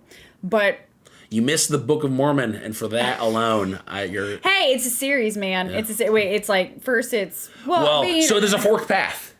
Because if you're doing the movie marathon right here, we're going Torah, New Testament, and then you choose. Do you want to go Book of Mormon, or do you want to do Quran? I think I'll go with the Quran. Because they don't play. I think I'll go with Quran. That, to me... This seems a bit more interesting than the Book of Mormon. But also, then again, maybe I'll do the Book of Mormon when I'm high. Also, everybody thinks Book of Mormon's on its own. It's got two other books. They got the Bible, Book of Mormon, Pearl of Great Price, and Doctrines and Covenants. All different books. They're all good. Michigan Slim Book of Mormon is amazing live. I've seen it. It's one of the funniest things in my life I've ever seen. And it's actually a very good story. And I will give the Church of Mormon this. I will give them this. They had an advertisement taken out in the playbill. And they're like, it's not exactly like the play. So I gotta give the Church of Mormon. I was pretty like, funny. That's pretty good. That's funny. You know how to make fun of yourself. But it's fantastic. If you can... I don't know if you can see it on any kind of streaming service, but that thing is so interesting to me, but unfortunately I get bored and then I want to do other things, and so it's almost like I need to read the Cliff Notes kind of thing. Right. I'm like, because of course the person in me who wants to study and learn and is interested, and then after 10 minutes I'm like, I want to read a Sarah J. Maas book. So I'll sound like I'm trying to like flex here, and I swear I'm not. I'm just... Honestly, I love it when he flexes. So I've... in front to back, I've read the Bible, just like Christian Bible, 7 times now. I've most of it for like 19 to 22. When we had the time. Yeah. Most of it, not all of it. That's the thing, is when you're an adult, you have less and less time. I've tried to read different versions. They weren't all the King James, but the very first time What other versions did you read? Do you mind? Is there a version you prefer? No. Is there a version you don't like? Because there's the King James. What's another version? My least favorite is probably the King James. The thing with a lot of these, like, in quote versions is you're starting to get on just translations. Yeah. And some of those translations don't have, like, a pretty, like, name to slap on it, like saying, the King James Bible. So the Prince Edward Bible. Yes, I don't have a great answer Queen for Elizabeth you. Bible. No. But what I will say is the very first time I endeavored to do this, I was like, and I was still actually the very first time I ever read the Bible, I was 15. And I was having my very first, like, I don't think I believe this, but I've been raised to. Yeah. I'm going to read this and make my own decisions. And I opened it, and when I got to the fucking section that's just like, and then he had a son, and his son's name was this. And then he had a son who lived 120 years, and his name was this. And that guy, well, he had a son, and that son lived 200 years, and his name was this. I saw it, was like, God, I don't care. It's like in Lord of the Rings, where Tolkien has to describe a meadow for 3 pages, and it's like, I don't care. Yeah. I love care. I love you. But I love Lord of the Rings, but it's like, honey. That being said, it does get a lot easier, and there are a few little sections like that I have learned that even on a reread, like, do not care. I actually can skip this. I know I can. But my big old Bible with all the priest annotation made even that stuff interesting. Because it would be like, it would get to those. I can't believe it either. But it would be, even during that section, it would like bring up certain names, and there would be little annotations. That would Rachel, be like, have you seen this thing? Are you here? Oh, yeah, Rachel. Yeah. Rachel hasn't just seen this thing. What do you think of it? Rachel's had to move this thing around with me a bajillion fucking times. How heavy is it? Me and Jordan are like, what the fuck, man? Probably. I'm so bad at pulling numbers out of my ass. It's probably somewhere between 6 to 15 pounds. I thought it'd be like 50 pounds for some reason. Nah. That would have been more impressive. So, okay. We're getting close. It's a pain in the ass. Yeah, it is. It is a pain in the ass. That TV, you guys can't see it. I have this beautiful TV that someone gave to me years and years and years ago when I was a hot little streamer. Now I'm just like hot. This. But it's people like, why are you lugging this thing around me? Because like this is the most beautiful TV I've ever had, and it is gorgeous. 7 years, it's 8 years old, gorgeous. And it's still it's better than every TV. It's the best screen quality I've ever seen. Oh yeah, Robert played. He's like, can I play Apex? I'm like, yeah. But get into my final little parts that I wanted to do here, talking about the evolution of demons. Is Bible does specifically call out incubi and succubi. They're some of the only lesser demons that are straight up brought up and mentioned and kind of detailed. God, I could use an incubi right now. Excuse me, I'm sorry. For those of you who don't know, incubus are male demons who thrive off a female host, and succubus is a female for the male host. And by thrive, I mean want to hear something crazy about them? Get ready. You want a lot of people don't know this. I love it. If you're going straight up off the scripture, nothing else. Yeah.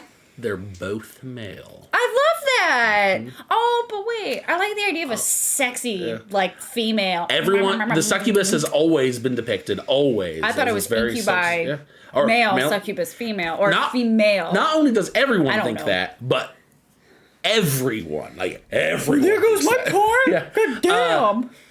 Ultimately, though, angels don't have any form of sex at all. Yeah. So even that's not correct, and they choose their forms. So even though I think the human nature, before we had these discussions about gender identity, we had to put something in a box. Yeah. Like even how making God male. Languages, like a chair is male or a female, and it's like lay la, you know, L. I'm like, okay, whatever. Yeah, no, totally. We have to do that, I guess, and I guess that's what it's part of what we do. We categorize things. Go on. But it's not just a weird thing about them. I just find it fun. A lot of people don't know succubi are male. But yet again, demons. So male in heavy quotes. They can take whatever fucking form they want. Same guy, different hat. Also, one issue with if you were lucky enough to be visited by incubi tonight, one thing that's gross about them though is that in a lot of interpretations of succubi and incubi, they're actually one type of creature. And what they do is they take a succubi form and they prey off of a male. Yeah. And then they collect that seed, and then the seed turns them to an incubi, and then they go and they play with lady. And then when they come, it's the other dude's semen from across town. So do you want to deal with that? No slime time. No slime time. No slime time. No slime time. I'm good. I'd rather get to know the... Yeah, you'd rather it be from the hot incubus himself. That's a little different. This is a mature rated stream. So just, you know, there's any incubi out there. Around. You know, hello, what's going on, man? I wouldn't let him. I'm gonna. I mean, obviously not. But, so yeah, last thing is, in the 15th century, the Malleus Maleficarum is written. Yeah. And it's basically the ultimate treatise on witches. And this is the 15th century, so this is the 1400s. Okay. Correct, yeah. Because in the Lesser Key of Solomon... Right. So the 15th, that's 16th century. The Malleus Maleficarum is which you can buy today. It was never lost. Hey, hi, man, what's going on? Headlock and New Gear for 10 seconds. Oh, man, if an incubi did that to me, I'd be like, I don't know what this is, but I mean, it's been a while, so I'll take it. I'm glad that's... Hey, foreplay, man. Everybody's got something. Yeah. And I imagine demons are good at it. I feel like they'd have to be. Oh, man. Dude, that's gonna... Okay, hey, let's keep going. So this text, written in the 15th century, is the ultimate treatise on witches, and basically every horrible, shitty witch trial that happens later, and every innocent woman that dies because of any person that dies, can lightly track the blame to the Malleus Maleficarum. Yeah. Not totally, but a bit. And in it talks about demons a good bit. Yeah. And later grimoires and later Demonomicons are heavily inspired by the Malleus Maleficarum. Yeah. And in it says that demons are cold as fuck. Like, that's one of their Dante's tells. Inferno. Is that they are, incredible. Very much which Dante's Inferno. Predated by a lot. And who knows if maybe Dante was inspired that. other way around. Yeah. Oh, that's true. But, yeah, so they're really fucking cold. That's great. And then the next piece is that apparently they like to take the form of children, which is never mentioned anywhere else, really. But it does list how they will use children as, like, almost like an anglerfish trap. Like, they will... I've heard of this. Yeah. And it's very, very fun. But demons, like, one of their favorite tactics is to force you to commit some form of evil or some bad thing in the name of a child. And different ways that they'll do this might even be, like, have a child that, like, if only they suddenly had some money. And so, like, you are committed to commit acts to steal coin from someone or something to give this child a better life. That child's not real. The child is a demon. Things like that. So you think you're doing something good, but if anything, you're playing into the hands. It's like, but it doesn't even matter if your intentions are good. Your action... Not according to the old days. The old days didn't give a fuck about intentions. Clammy little babies, beware of them. Mm-hmm. You got to where I was trying to get. Ultimately, I was going to say, little cold babies... demon, evil, get rid of it. So when I see a child on the street, I'm just gonna poke it and be like, "You're too cold. I can't do it." If it's cold, it's fucking evil. Like, you're fucked up. And he's just like, it's 40 degrees. But from here, we get a lot of grimoires, and in the 16th century, boy, oh boy, is demonology on fire. People love it. It is super popular. It goes through phases. Like the 1800s had spiritualism. Yeah, it goes through this thing. Is it like every 300 years? Well, years? we're kind of on it right now, I would say. Really? Like, I mean, not for demons specifically, but like we are having this massive rebirth in pagan ideals. And, like, it's that same... I think it's that same kind of loop of, yet again, looking away from the major theologies and trying to find spiritualism in a smaller place. Yeah. Which then gets over-commercialized and big and stupid and toxic and then collapses again. Yeah. And then it happens again later. And I think right now we're in the middle of one of those. Yeah. It's why every person and their fucking mom collects crystals and why... Also, I like rocks. Like, I bought a really cool... like sugar quartz, and people are like, oh, what does it mean? I'm like, it's a cool rock. Yeah, it's like, beautiful. I mean, you people use rocks as I think maybe just to hold on to something or just to look at. Yeah. To me, it's like it's just rock poop. It's really cool. Yeah, it's cool. Crystals are cool, man. But hey, Guardian, what's going on, babe? Oh, no, also, I mean, I used to want to be a geologist when I was a kid. I used to study rocks. I had a whole book, and I wanted. Yeah. I was like Rachel too. Yeah, it's. Imagine the alternate world where you and Rachel became geologists and were in the field together collecting rocks. Oh, that'd be a great series. I think Nick wanted to be a volcanologist for a long time. Yeah, that's fucking cool. Like rocks and terrain is just fucking cool. I don't know why. I just loved it. I didn't think they had a magic power. I just thought they were super cool. Yeah. Yeah. No, me too. Me too. I had like a whole book. I gotta find it. It was like scientific, and I thought I was so smart. I didn't even read it. I was just so proud. But you owned it. I owned it. Yeah. I was like 9, and I was like, "Look at me, I'm an adult. I'm gonna be a geologist." And no. And I actually took geology in college because I was like, okay, this is an option. It's a science option. I actually did really good. Huh. So if Ashley was more of a STEM person, that would have been my thing. That's funny. Yeah, no idea. I love it. Now I went into the games instead. That's a better match. It is. The Queen of Rock. Okay. So now that we're in the 16th century, demonology's all everywhere, popular, and people start looking for these old scriptures and these old faiths have ways to summon them. Yeah. So they start looking for them. And because nothing is better than having something who can supposedly fix you. Right? Absolutely. And if you can summon something, if anybody's heard of the Lesser Key of Solomon, it's not by Solomon. It was discovered in, I think, the 16th century. But it has really good propaganda all around it. I know, saying and it was it's written by got Solomon. supposedly the Ars Goetia, the first book of the Lesser Key of Solomon. It has different ways to summon demons, bind demons, and these are including the kings and dukes and princes of hell. And I believe Aleister Crowley redid it, or he did something with a friend, and it's available to buy. You can buy it off books on my phone for like $5, and I may get it. It's kind of like the Greek papyri. You know, you have all these methods, and nothing makes you feel better than feeling like you have. And I think that's witchcraft in general. Totally, you have some semblance of control over something, because when you are free falling, and also the idea of controlling something bigger and stronger and meaner than you is kind of sexy. Yeah. Oh yeah. And so if anybody's interested, I would highly recommend checking out the Lesser Key of Solomon. I don't have much information about the bigger Key of Solomon, because there's 2 books. Yeah. But it's broken up into 5 books, and it's really interesting. And I had a blast. It fell out of my head most of the week. I don't know why, but it was the major awesome. Key of Solomon's really just kind of horny. I mean, come on, it's demons, and talks about angels and stuff. But if you want to do angels, you want to do the Ars Notoria and the Ars Almata, I believe. Right. So it's like, it's funny because the book is like, get both on your side. Yeah. The first 2 is demons. The last 2, the Ars Polina, which is the third. It's actually, no, the third, oh shit, it has to do with the Zodiac too. The last 3 are angels and the first 2 are demons. So if you just want a whole club, but those are very, and also if anybody watches that cartoon that's really famous right now with the Hell of a Boss. Hell of a Boss. A lot of that is based off the Ars Goetia. Yeah. And she did her freaking homework. And I think I've definitely... Which I love. I love it so much. I like, but this is the thing, as a human, I'm like, I want to draw these symbols and try it, but I don't. So I'm scared. To talk about, so yet again, we're gonna pretend that we completely believe in all this stuff we're saying. Yes. So in magic, not just witchcraft, but magic, proper CK on the end and everything.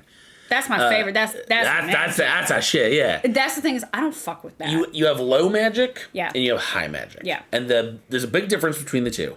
In low magic, a lot of like the whole neo-paganism movement and stuff, a lot of their spells and potions and the way they use rocks and stuff, all of that is considered low magic. Yeah. Low magic is about manifestation. It's about aligning the forces of Which chaos. I can attest to. Yeah. I have, he has seen me just say something and it happens. Now, granted, I do think manifestation has something to do with subconscious engineering of your head. Yeah, personality. You're going and to believe in yourself. You're going to subconsciously go toward that goal in what you do in your actions. But that think being manifestation said, is a thing. I will throw out too, though, having known Ashley as long as I had, man, if manifestation's a real thing, like, you're the person who needs to be studied for it, because your ability to manifest what's happened is when my confidence has gone down. Yeah, then you can't. And just, with depression, being an adult, rough times, and what happens is, like, it's harder to manifest. So what you have to do is, it's almost like you have to not fix it.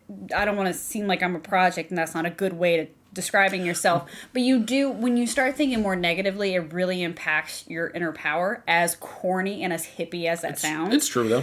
And what I've been trying to do for the past couple of weeks is really change the way I think about myself, because I mean, I like myself. I don't know when I got off that road, and and this has really helped too.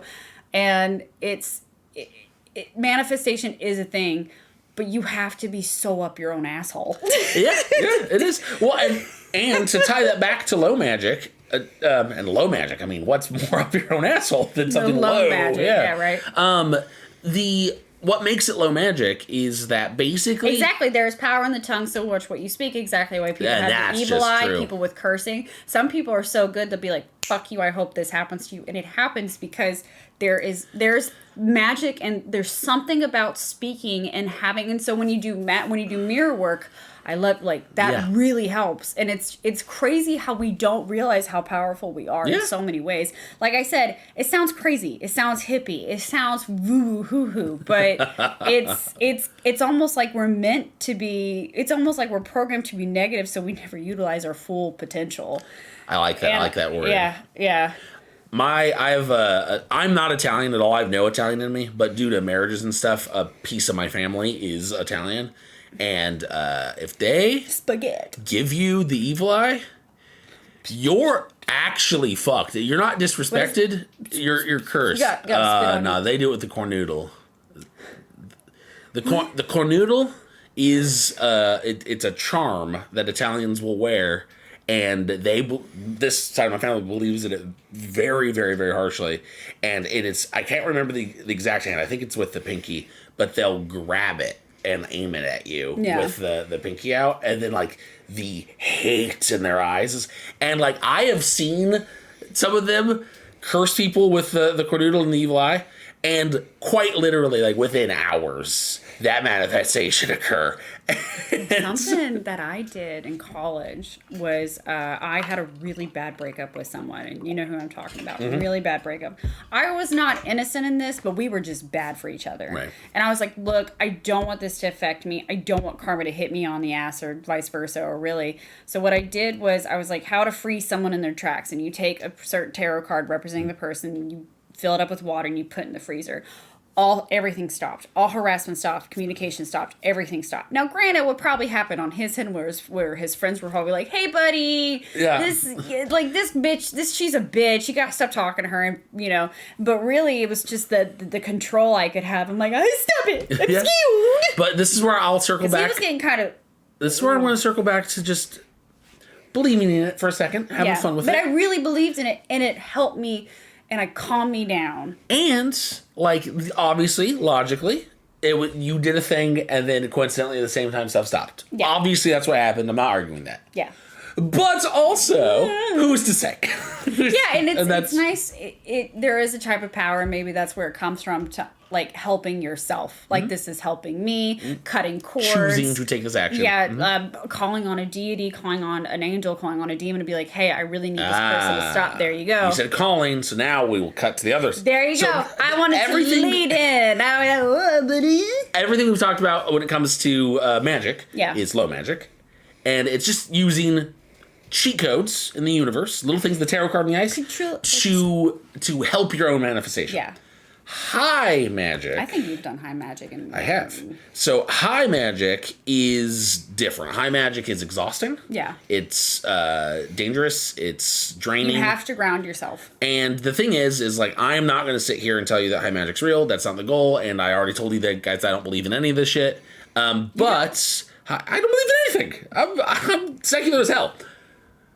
But high magic is one area of things that I have seen secular and logical minds do damage to themselves by misunderstanding things. And I'm not going to go down that tunnel today. We'll have a magic episode for sure. The point, though, is one of the throw lines of high magic, one of the things that makes it high magic, is that you no longer are just dealing with things that are here.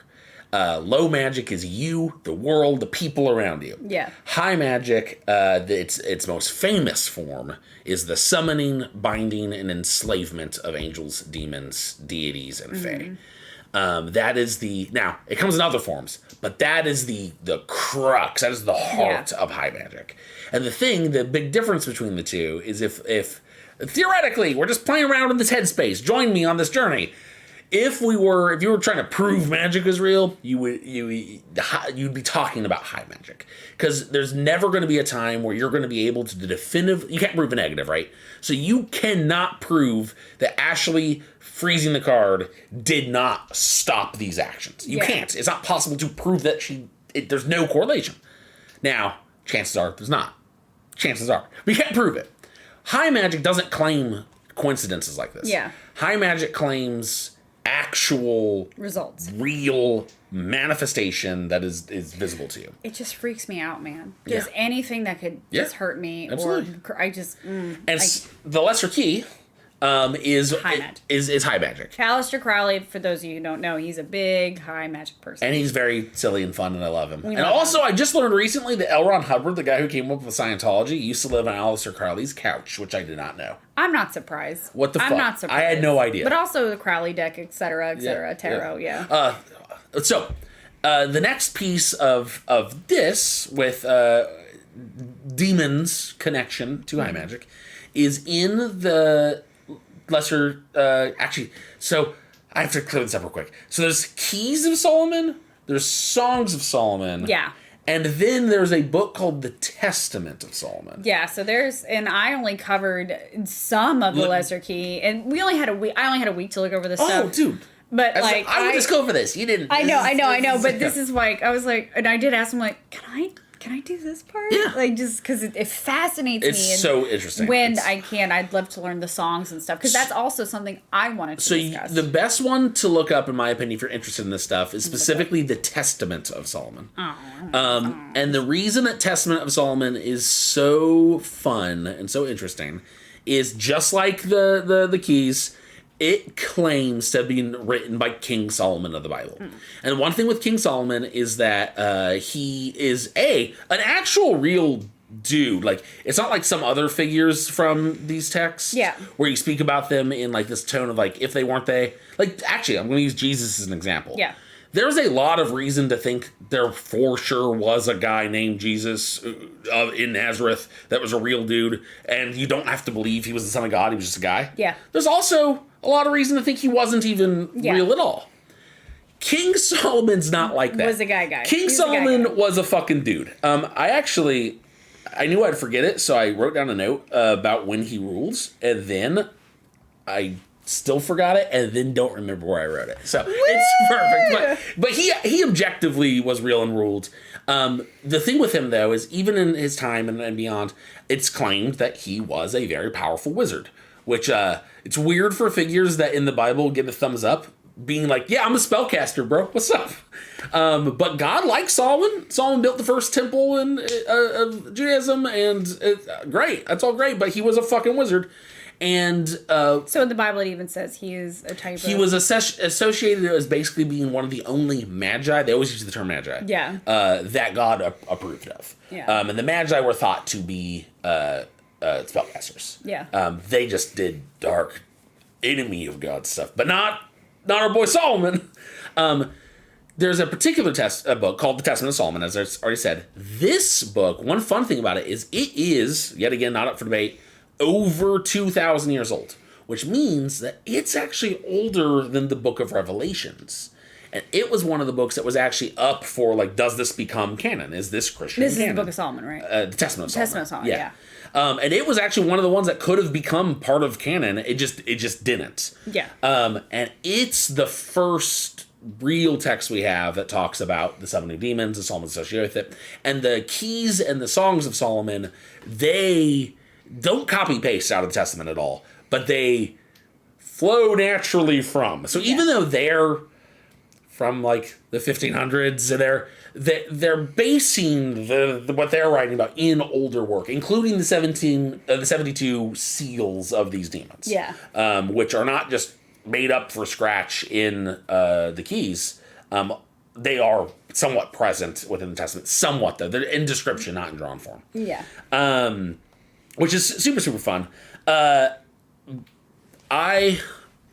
Before I go any further down this particular rabbit hole, because I'm getting excited, and that's never a good thing. Not for my rambling. I do want to just really call out real quick that the various demons and whatnot, their initial categorizations, what orders they're put on, the dukes, the kings, the princes, happens in the 1500s with these grimoires and demonomicons.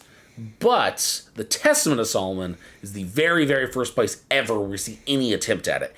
And the text of it, if you read it, and it's a good read, is basically Solomon summoning these entities and interviewing them.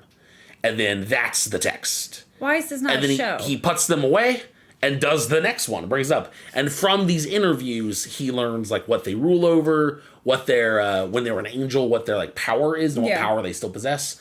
Some of them are so fucking funny. I can't remember which demon it is, but like one of them, like his deal, his thing, I'm a demon, is that he keeps bread fresh, which like, hell yeah, keep that bread fresh, demon. I'll call on him. Yeah. I'll summon him. Because that's great. I love it. But I just love the idea of my mother going, this is lasting a long time. Ashley, where did you buy this? And you're like, it's just demonically powered bread, Mom. It's no big deal. Make it a brood witch later.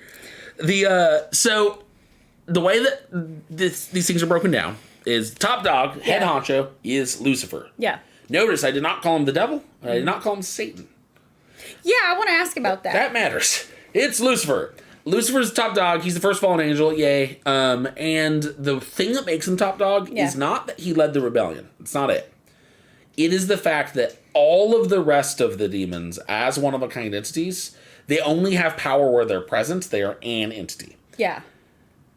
While God is claimed to be benevolent, omniscient, and omnipresent, Lucifer is omnipresent. He doesn't have the other two. Yeah. He's not all-knowing or all-powerful, but he is everywhere at once, effectively making him all-knowing. And he's the only demon who claims to have this. He hears everything that is said. He is everywhere at once. That sounds annoying. I'd hate that job. Oh, yeah, me too. But he's the top, and in this particular breakdown, this is associated with 15th century demonologist, but in this particular breakdown, the 7 princes of hell are the ones that rule the hierarchy of demons. Yeah. First prince, Lucifer. Yeah. He's associated with the sin, pride. Yes. Second, weirdly enough, is Leviathan, which is very weird, and he's associated with the sin, envy. And Leviathan, the big water monster. It's weird. Third is Shathanus, or Sathanus, or my worst pronunciation I've ever heard, which is Shabodis. I'm not Jewish, and I don't speak old Israelite. Do that again. No, I'm done. Shabodis? That's Shabodis. Luckily, we can say his modern day pronunciation, which is way easier. Yeah. Satanus. Whew. Way easier, way better. That's a different person from me. Same entity. All the things I just failed to say, today we say Satanus. Yeah. I way prefer Satanus. Associated with wrath. But, yes, different than Lucifer. What the fuck? That's infuriating and confusing. Then we got Belphegor, who's associated with sloth. Then Mammon, or Mammon, who's associated with greed. And my favorite little story about Mammon, just real quick, is that apparently when he was still an angel, while God would be giving edicts to them, God would always catch Mammon, looking at the golden cities of heaven instead of up at God. And he was like, what the fuck is wrong with that angel? And so, I love that. But he's associated with greed. Then Beelzebub, which is associated with gluttony. And then Asmodeus, associated with lust, which, if you think of the show Hell of a Boss, I'm not sure how far you got, but later there's the lust level of hell is ran by Club Asmodeus, and that's all. I love that. And then at one point, Baal and Astaroth also existed up here and took out the spots, but they fell out of favor as the religions evolved.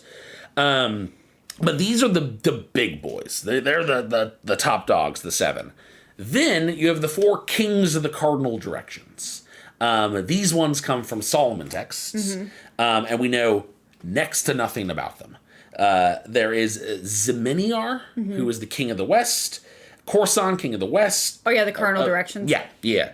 Awesome. And you can also summon those and bind them in the Key of Solomon. And I think that's in the 3rd book. Everything I'm saying is me. No, you got it. Yeah, that's all right. Yeah. There's a Maimon, who is the Paul, actually, hi. Someone says you need Jesus. Like I said, we're secular people who just enjoy talking about Judeo-Christian mythology, and demonology is about the... Yeah, you're correct. We're talking about demons. That's the whole name of the game. But they're not all bad. So Maimon is Paul, hi, welcome. Is the king of the east and is associated with avarice. He's one of the only ones we do know anything about from the king demons. But a little fun thing about him is he's the most dangerous demon to summon by far. Now, why is that? Because Maimon makes it very clear that he has a huge amount of etiquette rules that need to be followed. Is he Hannibal? Kind of, yeah. Oh my gosh. Like that style. Oh my gosh, I love that. And then last we have Gap. Like Gap. G-A-P? G-A-A-P. Oh, thank God. But still Gap. I mean, I love the idea. I have a canon idea. I have the canon, the owner of Gap is like... But Gap... It's really for Gap. That Gap. Gap's the other Gap. King of the South, and he is the only demon that when summoned, his real form is in no way monstrous. He appears as a charming, affable prince. He's pretty. He's whatever you think is pretty. He's funny. And then check this out. He's the demon. Are you ready for this? Yeah. He's the demon of love. Aww. medical care, feminism, and the liberal arts. Wait, what's this demon again? What's his name? Gap. I love Gap. Yo, you know, I'm going to get a show that's just Gap. Gap is also one of the most evil demons. What? Yeah. Oh, crap. Yeah. Shit. Gap's whole deal is he comes in and he makes everything good. Like, everything. Yeah. And then there's a moment where it all falls down. He builds long cons where he gives you everything you want and more, and he's entertaining. So he's Madoff. A little, yeah, he's Madoff. Yeah. So he represents that kind of person where it's like taking advantage of people, thinking like a cult leader in a way. Correct. Like everything is great, everything is fine. Yeah, exactly. And Gap is the only demon that like has stories or tales of like he'll be summoned and he goes to be bound, and then he'll talk himself out of being bound. And in the Testament of Solomon, the story ends, and I love it, with Moloch and Gap successfully make it where Solomon allows them to go free. They hook Solomon up with a guy and with a lady he's been thirsting for, because Solomon wants that pussy. I guess literally King Solomon, and then ultimately he turns away from God for like a while, and the last testaments of this whole ex-biblical book is him basically being like, yo, don't summon these demons though. Like, I'm like the most righteous person that's ever lived, and I'm protected by magic, and I fell for it. Is it kind of like a criminal psychologist being able to go one-to-one with a crazy person? But it's like, you shouldn't do this. Like, what is it? Professionals only do this. Like, I don't even know if anybody today, because that's why I would never, this stuff is so interesting, but I would never dare to attempt it. You have to play with it. Even if I am secular, I'm like, no, I just did this too dangerous. Yeah. Like, who knows? Because my little brain only holds this much information, right? Who knows what expands outside of it? And who knows what the fuck I'll do? My life is too good. I don't want to fuck with demons? Yeah. Definitely. Hey, what's going on? Hi, bye. Like, just, you know what? Tell me how your day is. If you want to stop by, great. I'm not going to try to bind you. Yeah. Like, we're cool here. You could obviously kick my ass. I'm good. Yeah. I don't have anything to prove. I don't have anybody I want to curse or anything, and I'm good. I don't even want to mess with angels. I'm just like, yeah. You do your thing, you do your thing, you do your thing. I think the decision to not actively try to fuck with the otherworldly. I do it. But like in my head, I'm like, oh yeah. No. If my life was bottom of the barrel shit, then I would try it. I mean, you've seen my survival instincts. If I knew for a fact I could fuck with these things, I would be. And it just... It is. It's such a fun, and I think that's where the magic comes in. It's like, ooh, what if? Yeah, and that's where it comes in, because even if you're the most secular educated person, I like to think you're still like, what if no? I don't even want to tempt it. So you will booger up if you try. I like that word. You will booger up. I would booger it up, but I'm so charming. What if they're like, it's okay? So earlier you brought up the number of demons. So the 72 kind of important ones that's sometimes agreed upon. My favorite is there's been theologians that have tried to reference every possible listing and source of them, and like cross-reference them and then cut and try to make it accurate. So we arrive at two different numbers. They're totally contradictory, but one of them has got to be right. So one is there are exactly 4,439,622 demons. I prefer 72. Or there is 133,316,666 demons. Those are the two agreed upon numbers. That's the number of demons in the universe. Do they copulate? Do they produce? Are they asexual? They do, but not with each other. They can with humanity. I can fix them. As literal children of God, God didn't make angels to propagate. Yeah. So now, that being said, because they can take forms and humanoid forms, in a humanoid form, they can breed with a human. Yeah. But ultimately, they're not designed to just make more of themselves. Yeah. So those numbers are based on the number of fallen angels and determined on how you want to... And I guess when you think about it, I don't know if it's like, in Jewish culture, if your mother's Jewish, you are full Jewish. Right. So I don't know if a Nephilim, is that like... Nephilim, where if your father or mother is angel, are you full angel? Are you half angel? Is it devil, full devil? How does that work? That's fair. Because what if you're not considered because you're only half? So the only... In some cultures, even today, they don't consider you something if you're not full. Right. And who the fuck is full of anything? All I've ever known is that a half human, half fallen angel is a Nephilim, and then there's no chance or category for it to be able to be a full demon. Yeah. But I am not going to claim that is correct. Yeah. That is an area I'm definitely ignorant in. Yeah. I just think that's an interesting question to ask them. Like, it is, it's super We can interesting. say there's 133 million of something, but there may be 60 million of something that is somewhat like it, but they're just not considered that, right? Like, my mother's Cajun, but I would not be considered Cajun because I did not grow up in Louisiana like she did. I'm not a part of the culture daily. Right. I've had tidbits a bit, but I wouldn't call myself Cajun. Yeah. Or of the Acadiana culture. Yeah. I feel like the poser. I also feel like if you're you're half demon, right? Yeah. Like, Not me with the kid. no, not you. No. I'm just saying. Say you're half demon. Yeah. I feel like if you're born in a mortal world and you see mortals around you, You're mortal. You're mortal. I guess. Yeah, I don't think you're going to be like, oh, now I will do the divine nastiness. I'm going to be a divine nasty That's an interesting boy. fictional book, though. Like, yeah. what am I? Like, if it's a story about a boy who's half something, whether it's angel, demon, whatever, like, what is he? And I think that's, or she, I think that would be a really interesting story. So if we have any fiction writers and if I've inspired you. I gotta bring up we're getting close to the end here. Yeah. And if I don't bring up these two guys, I'm gonna be really, really sad about it. One, there's a demon named Olivier, which first off, that's my grandmother's maiden name. I love it as a name. Wait, where's it spelled? Hold on, let me see how it's spelled. Okay, ours has a more French. No, I may have to look it up. Like I can't. I don't know.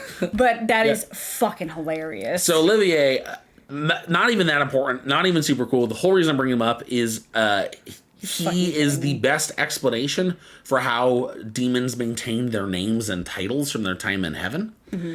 Olivier's title is Prince of the Archangels, but there are no archangels amongst the demonic horde. And they're all named like this. They all have a title. I just like how it's French. Yeah, Olivier. I know, isn't that French. fucking weird? Yeah, I love that one. And then my favorite. Oh, I love him. Belial, which the name gets used in video games and pop culture all the time. Belial's, I hear that all the time. Yeah. Belial's a great archdemon, archdevil name. I love it. It's great. Belial's role in the infernal hierarchy, and I love this, is he's the ambassador to Italy. I love that. Yeah, he's the ambassador to Italy. That's it. I love that. Yeah, I love it. And also, I've always been curious, because you can see all these ambassadors to particular kingdoms and countries. As the Earth changed and we wound up, does U.S. have an ambassador demon? None of the old text. I want to know. I want to meet with him. I want to. Just because Olivier matches my grandmother's maiden name, that's who I'm going to really check out now and be like, okay, is there a connection? Sadly, there's not too much info on Olivier. Yeah, really? Not too much. Now, what is he the demon of again? We don't really know. He's just, his title is the Prince of Archangels. That's fucking cool. But... all I get is Olivier from fictional supervillain. Yeah. You're right. This is going to be a tough. It's going to be a tough search. A lot of demons, we have names, and then that's the most you're going to find. Yeah. So if you keep categorizing these guys down from people actually lead infernal legions and the princes and the kings of the four cardinal directions and stuff, you eventually get to dukes, which I'm not really going to talk about. I'll mention them. But ultimately, the thing with the Dukes is they're not... They come from the medieval ages. Yeah. And they have no connection at all to actual religious sources. They are very clearly 1600s, 1700s fan fiction, and that's the end of that. I love them. They're really cool, but... they're not canon. They're not part of any actual religious canon, and today they're not either. Even in religious groups that do believe in demons, the Dukes are not part of that. Past them, you then just get into the different categories of demons. Yeah. Different people have done it in different ways. King James, in his book Demonology, he broke it out specifically in types of demons based off their behavior.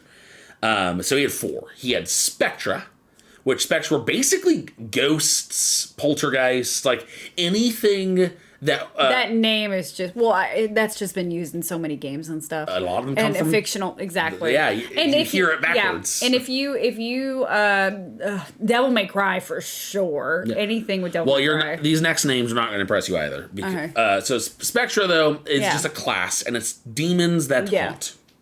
There we go. Mm-hmm. Next is Obsession, and Obsession are demons that hyper focus on a person, and then seek to undo and ruin them without possession. Is there anything about that person about why they want to do that? Nope. Do they have? They're like wild animals, and it's not like a Snow White and Evil Queen thing. Like I'm gonna fuck up and make it out. Like, nope. It's just they catch your sense and they go, oh, a meal, and the way that they subsist is by fucking wrecking your shit, and that's. After that, you got Possession, which we know. Possessions are just demons that possess, and they that's their whole end game.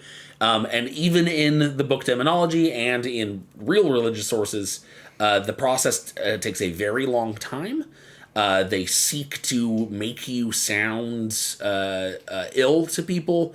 They make you into a liar. And then it takes weeks, months, and then there's a moment, a crack where they finally do get in. But it's not instant. And then the last one are fairies, which does not mean fairies. That's the term he used to describe demons. Is it spelled differently? Nope. Same. Yep. And it's the term that he used to describe demons that manifest in the physical realm and do shit. Yeah. So this includes like hellhounds would count as a fairy in this because it's. No, they're not. They're so bad. Yeah, exactly. So don't view the word fairy as fairy. The reason why I think of hellhounds is I think of slogs from Oddworld. So to me, like that's what I think of a hellhound. So if you don't know what Oddworld is, look up Oddworld. I work for them actually, and Slogs is actually my least. I love them because I hate them. Yeah, they're my I hate them. And so that's when I think of a hellhound. I'm like, no, that's not a fairy. Fairies are actually really fucking cute. Yeah. You know. Yeah. No. Yeah. And for him, the word fairy is being used because that's hellhounds fall into that. Yeah. Literally charming demons that manifest and try to offer you what you want. That would be a fairy. Yeah. Just any demon that shows up in its own skin and then interacts with you in a real direct way. Yeah. Is a fairy. I would die if that actually happened to me. Like some weird fae kind of creature was like, "Hey, what's going on?" I'd be like, "I don't trust you, but this is really cool. Yeah. This is probably the coolest part of my life." Let's see. Wait, what's he saying? And then last categories here is there was a super important Byzantine monk named Michael Sellos, which does not sound like a 1st century monk. Not at all. But that's good old Michael Sellos. He's a first. Sounds like someone on LinkedIn. And also 1st century here. So this shows how long study demonology is really going on. He categorized them into 6 groups, and I do not have these memorized like a lot of this, so I will be actively looking at my notes. But these 6 groups, he based it more not on like how they behaved, but more on like where they were located. And even that's not totally straight and accurate. So the first group are the Lilirium. And the Lilirium are the most powerful demons. Like Lucifer is a Lilirium. That's a very pretty word for such a... It is. All Lilirium, without fail, are fallen angels. There's no play with it. And they are incredibly dangerous. They're not to be trifled with, and they have machinations and desires and goals. And where they live, according to him, is not here. It's just elsewhere, in other realities, in other planets, in their side of things. Under Lilirium, you have aerial. And aerial demons literally live in the air. I had a feeling. Yeah. And a lot of them are known to fly. Ones that are more monstrous could take monstrous forms. Yeah. He's a 1st century guy. He counted dragons as aerial demons. After aerial, you wind up with terrestrial, which is ones that live on Earth, yay, and in a really physical, actual way. As I descend through these regions where they live, their power level's also getting weaker and weaker each one. After terrestrial, you get marine. Yeah. It's water. I'm assuming. It's water. I'm assuming. Well, would Leviathan be a marine? But he's not. No, not really, because he's not. He's everything. Leviathan's a weird boy. He'll probably be the last thing I talk about tonight, because Leviathan's got the most going on of anything. Okay. Then after marine, you get subterranean. Yeah. And then after subterranean, you get, and I love this word, Lucifagous. Let me look at it. Lucifagous. Which they are the only demons that he believed resided in hell. Yeah. And Lucifagous demons are my favorite because their whole deal is... Uh-oh. I just realized something about my D&D campaign. Sorry. So you'll see what I realized. I know. So Lucifagous demons are gross, stupid, weak, pathetic. Svart! It's Svart! Look up Svart. Yeah, he's a Lucifagous demon. But Gilderlay's like, uh-oh. So Lucifagous demons are the most pathetic, and basically when your soul goes to hell, like that's the only type of demon you're being greeted with. But like they don't like torture you and shit. They're too pathetic for that. They're just everywhere. And they're described as just like fat, lazy, smelly, horrible, sore-ridden, gross things. But that's like the least of the demons. And now modern demonologists take the 4 King James ones, Possession, Fairy Blah, and then those 6, and they cross them. Yeah. So you would say like it's a lascivious fairy.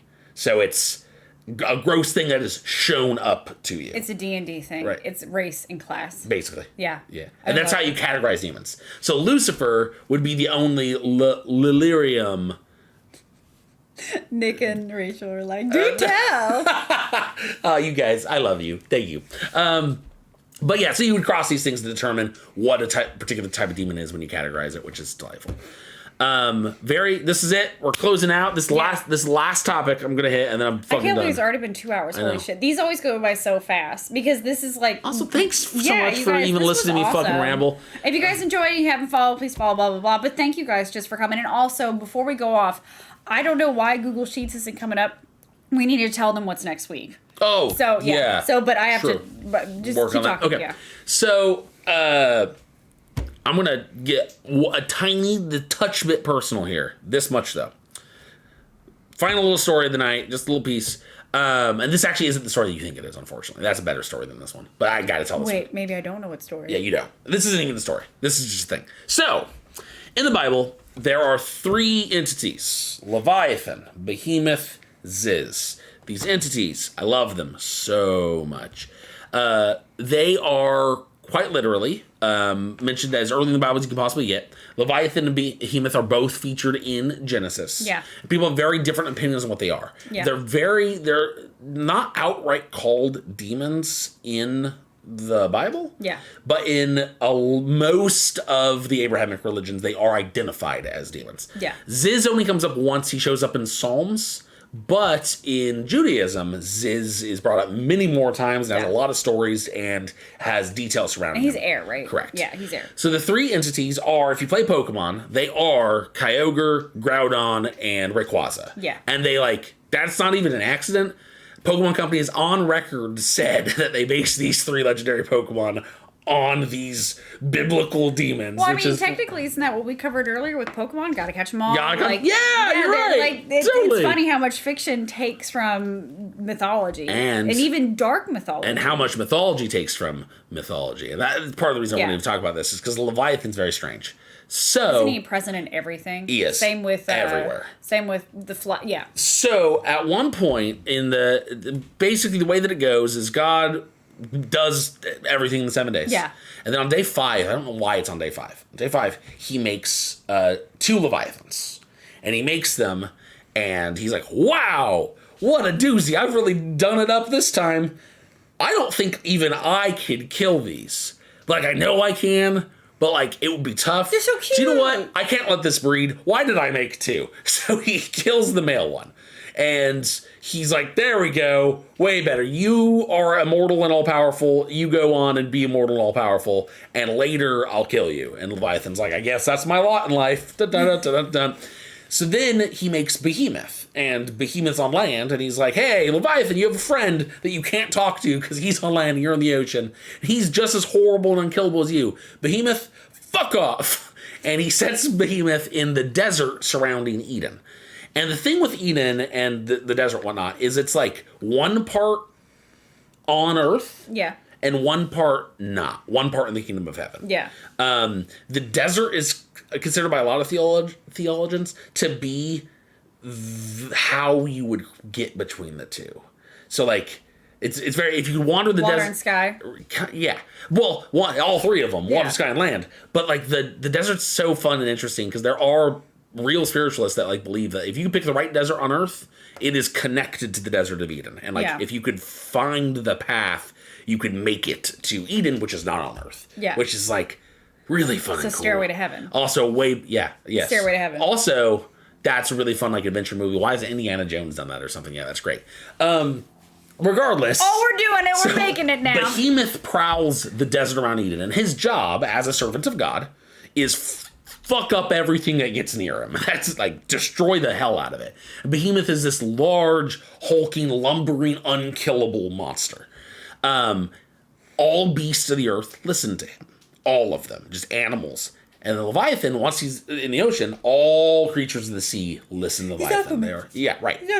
And then, lastly, there is Ziz, who all creatures of the air will listen to Ziz. And Ziz is described as a bird so incredibly large that when it opens its wings, it turns the day to night. Which is my favorite. I love old. That's the imagery is just and the feeling of it just gives me tickles. It just I love that. So we like mythology and stories in this house. In Jewish mythology specifically, in their end of times story, it is believed that when the tale is over, when time comes to an end, God. First, Leviathan will basically be like, I'm done chilling, I'm done playing. And he will start making massive tsunamis and tidal waves and fucking up the ocean. And then he will just start spewing poison from his mouth, because he can do that apparently. Behemoth will find a way out of the desert of Eden and just start going kaijuing places. He'll just break it all up. And Ziz will just start eating people, just flying around, picking people up and scooping them up in one bite. And then God will reveal himself to humanity for the first time since basically creation. Yeah. And go, I'm real, boys. What's up? And then to prove he is real, where mankind has done battle with these three monsters and cannot kill them, they are untouchable. Yeah. God will kill them. And then so he creates a problem for him to solve so he looks so good. He can looks good. I mean, so he can prove that he is in fact divine. Because humanity wasn't oh my god, well there's a Disney movie, was that Incredibles or something? With Syndrome. Absolutely. With Syndrome.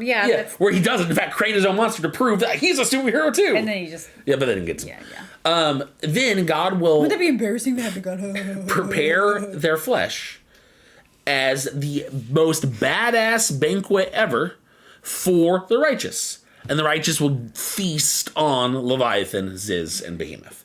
And, like, then everything's hunky-dory and the righteous is whatnot. But, like, I love, like, their purpose is to be a big meal for the righteous. Yeah. That is their actual purpose. After other people die. Yeah. Well, the unrighteous. We're one of them. Oh, yeah, for sure. High five. So, here's where let's tell why I wanted to bring up so fun. We just talked about Norse mythology recently in Acer. And for those of you who don't know, if you go to our YouTube, I don't think our stupid timer's working. It's supposed to give you links to the YouTubes and stuff. It's Ghost House Media.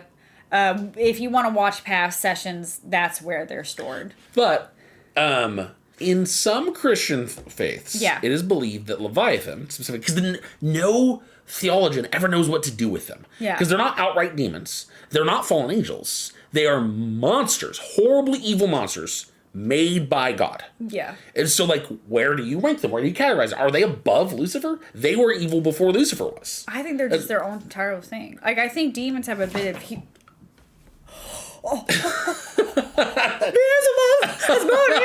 Lucifer! So I think the demons, to me, still have an element of...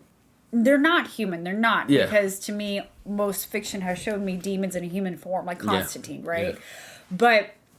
I think maybe it's just raw nature morphed into something. And I actually totally subscribe to that as well. Yeah, I think it's just the kaijuning of nature. The same way that in Norse mythology, the world was created when Odin and two of his brothers kill Ymir. And then, like, Ymir's corpse becomes the world. Yeah.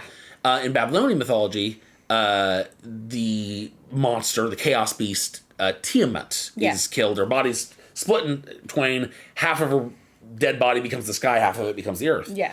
That concept is called a chaos beast. It's an archetypical thing. I didn't make it up. It's like Jungian archetypes, so they have this name. Chaos beasts exist in tons of different mythologies. Yeah. And their whole role is at the beginning of time, your God proved he was God by killing this dude. Yeah. And the Abrahamic religions are the only ones that they grabbed the chaos beast and then went, well, wait. we'll do it later. Oh, wait. Which is so interesting to me. We'll give it a second. But they are the, like, in all possible other ways, the archetypical chaos beast. Yeah. But I also love that in now other practices, they don't just ravage the earth and cause tsunamis and stuff. They literally, in like Christianity, when the apocalypse comes, they see the forces of evil marshaling and they go, oh, hell yeah. I went in on that. Well, okay, this is so stupid. The Hercules movie from Disney. Oh, with the Titans. The Titans. Well, also the Titans are chaos beasts. Yeah, it's actually the same archetype, so you're right. You're just like, and then Hans Zimmer comes in. And, wait, maybe Hans Zimmer didn't do that, but no, but that's why I think it's the same thing. It's just a primordial formation of nature. Now, here's where it gets super fucking fun. Is specifically just now? Yeah. So Norse mythology. We talked the other day. Yeah. About how when Odin learned that the snake was going to kill him in the future, and that was a problem, he cast it into the ocean. And then it grew and it grew and it grew into Jormungand. And during Ragnarok, Jormungand is going to thrash and cause tsunamis and waves, and then he's going to lift his head up, and he's going to start spraying poison all over the land.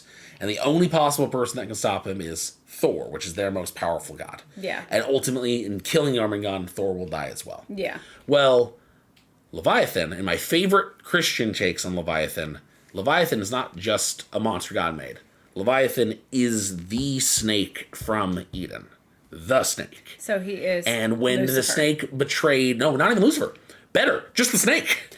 When... Oh, I thought the snake was... Lots of different Christianities here. Yeah. Sometimes he's Lucifer. Well, For this story, yes, he's the snake. He's just the snake. So, when big. God saw that the snake had tempted Eve and was really upset by it, he then took the snake and cast it into the ocean, and then it grew and grew and grew and grew and grew, and now is ready for the apocalypse. It's the exact same story mirrored, just it's Snake and Leviathan instead of Loki's son and Jormungand. And then at the end of times, God will have to come down and kill it himself because he didn't foresee this problem appropriately. I love it's the same story, and I love it. Norse and Christianity don't touch that often. They don't. And I love that section does. I think it's delightful. And just like my big theory on how every religion is connected and came from one thing. And nobody can decide which thing it came from. Yeah. You can't.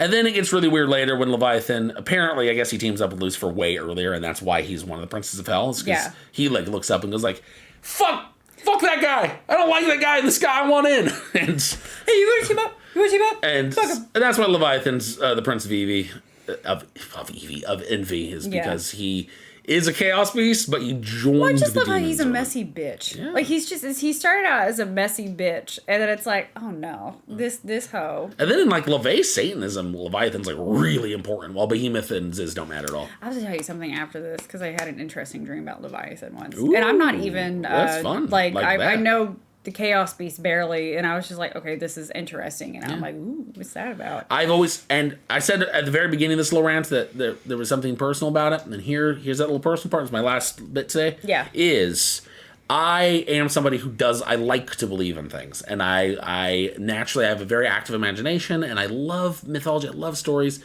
So I'm the kind of person that, being raised by a Christian, I'm the exact kind of person that would have bought it hook, line, and sinker. Yeah. Because I want to believe something. And it's cool. Like, it's nice to have a bit of magic because, in a way, Christianity has a lot of magic to it, you know? I was reading the Bible when I was 9 years old. Yeah. And in a church. And the sermon was going on, and I didn't give a fuck about what he was saying because it was the same thing I'd heard the past, like, 6 weekends. And so while reading the Bible, I came across Leviathan. And I was fascinated because it described it as a monster. And I loved monsters. I loved the macabre. So after it was all said and done, I was a pretty shy kid. I was like extremely shy. I worked up the courage and I went up to the pastor and I asked him, like, you know, we never talk about like these things. And I was just curious, like, when are we going to talk about Leviathan? And the guy went, well, he's like a big fish. It doesn't really matter. And I said, well, like, doesn't, like, the whole Bible matter? And he goes, well, no one knows what Leviathan or Behemoth, like, are. And he was trying to be really cool and passionate with me. And I was like... That's kind of cool that he could admit, we don't know. And I was like, well, what do you mean that you don't know what they are? And he was like, it's just not really agreed upon. Like, and, like, there are people who think blah and blah and blah and blah, blah. And then I had this moment, like, while driving home, little kid Kyle, my brain was whirring, like, smoke coming out my ears. And I had this distinct moment of all-powerful, all-knowing God had 3 attempts to try to get us to understand his message. And either the dude is just not very articulate, or he just don't exist. And for me, I'm not saying that because why would a big being that wants you to believe in him be so confusing? Like, why would he just be like, "Hey, this is what's going on"? That's what I've never understood either. And I actually really appreciate this. Is coming from 2 secular people, so.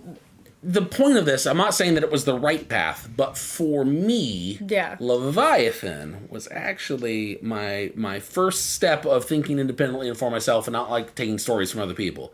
So, regardless of what you think about the power of demons, my boy Leviathan is kind of the start of my journey into trying to understand what I'm being told. Well, it's funny because you still respect it because you enjoy the mythology and you do. Oh, I love it. I think the fact that you've given this much love and time to something that while you don't believe in it, you enjoy it. I think that says a lot. Oh yeah, no, it's incredible. And if I could make money like actively being a theologian, I would. Like you just don't believe it. Well, yeah, that's okay. I think that there is lessons to be learned that are of value. Yeah. And as long as like there is a value there, and I think humanity has a lot to learn from faith even. Yes. And I don't think that you need to take and it as if you fact. look at it as a book of stories, it's fascinating. Mm-hmm. It's a fascinating book. If you look at it as mythology, it's fascinating. It's such an interesting way to look at history, and especially how it's connected to every other fucking mythology. Because I swear to God, I love the message of I love the idea of the the Tower of Babylon. Mm-hmm. I love that. Like, there's so many things that come from it. But I don't know, man. I'm gonna say Leviathan's my boy. Yeah, it's about end of the night. Wait, hold on. While you talk to them a little bit, because I'm gonna look up. Okay. Oh, that's my butt. Because I'm gonna look up what's next. Because for some reason Google Sheets isn't. Also, that is officially good night for us as well. It's longer than intended, but also. We're doing vampires next week. Yes. We're doing vampires, man. All right. And also, we're doing Poltergeist after, so we're just on a fucking.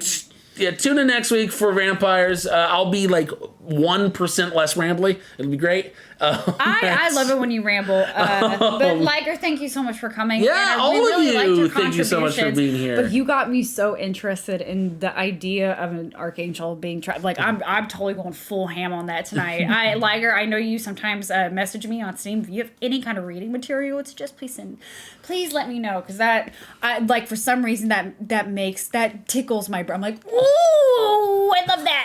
I just love it. But you guys, thank you so much, and thank you to our friends who are coming. Yeah. If you are new here, please follow if you enjoyed it. If not, we are on every Sunday, like around 6:30 Central Time. We're in Texas. But it is going to be the Super Bowl next week.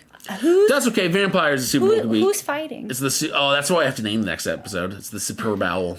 Superb Owl. It's Stolas. Mm-hmm. It's Prince Stolas from the Demonology. But it's been awesome, guys. Good night. You guys, I love y'all. I love y'all so much. This is my bar. I'll never see. I'll never.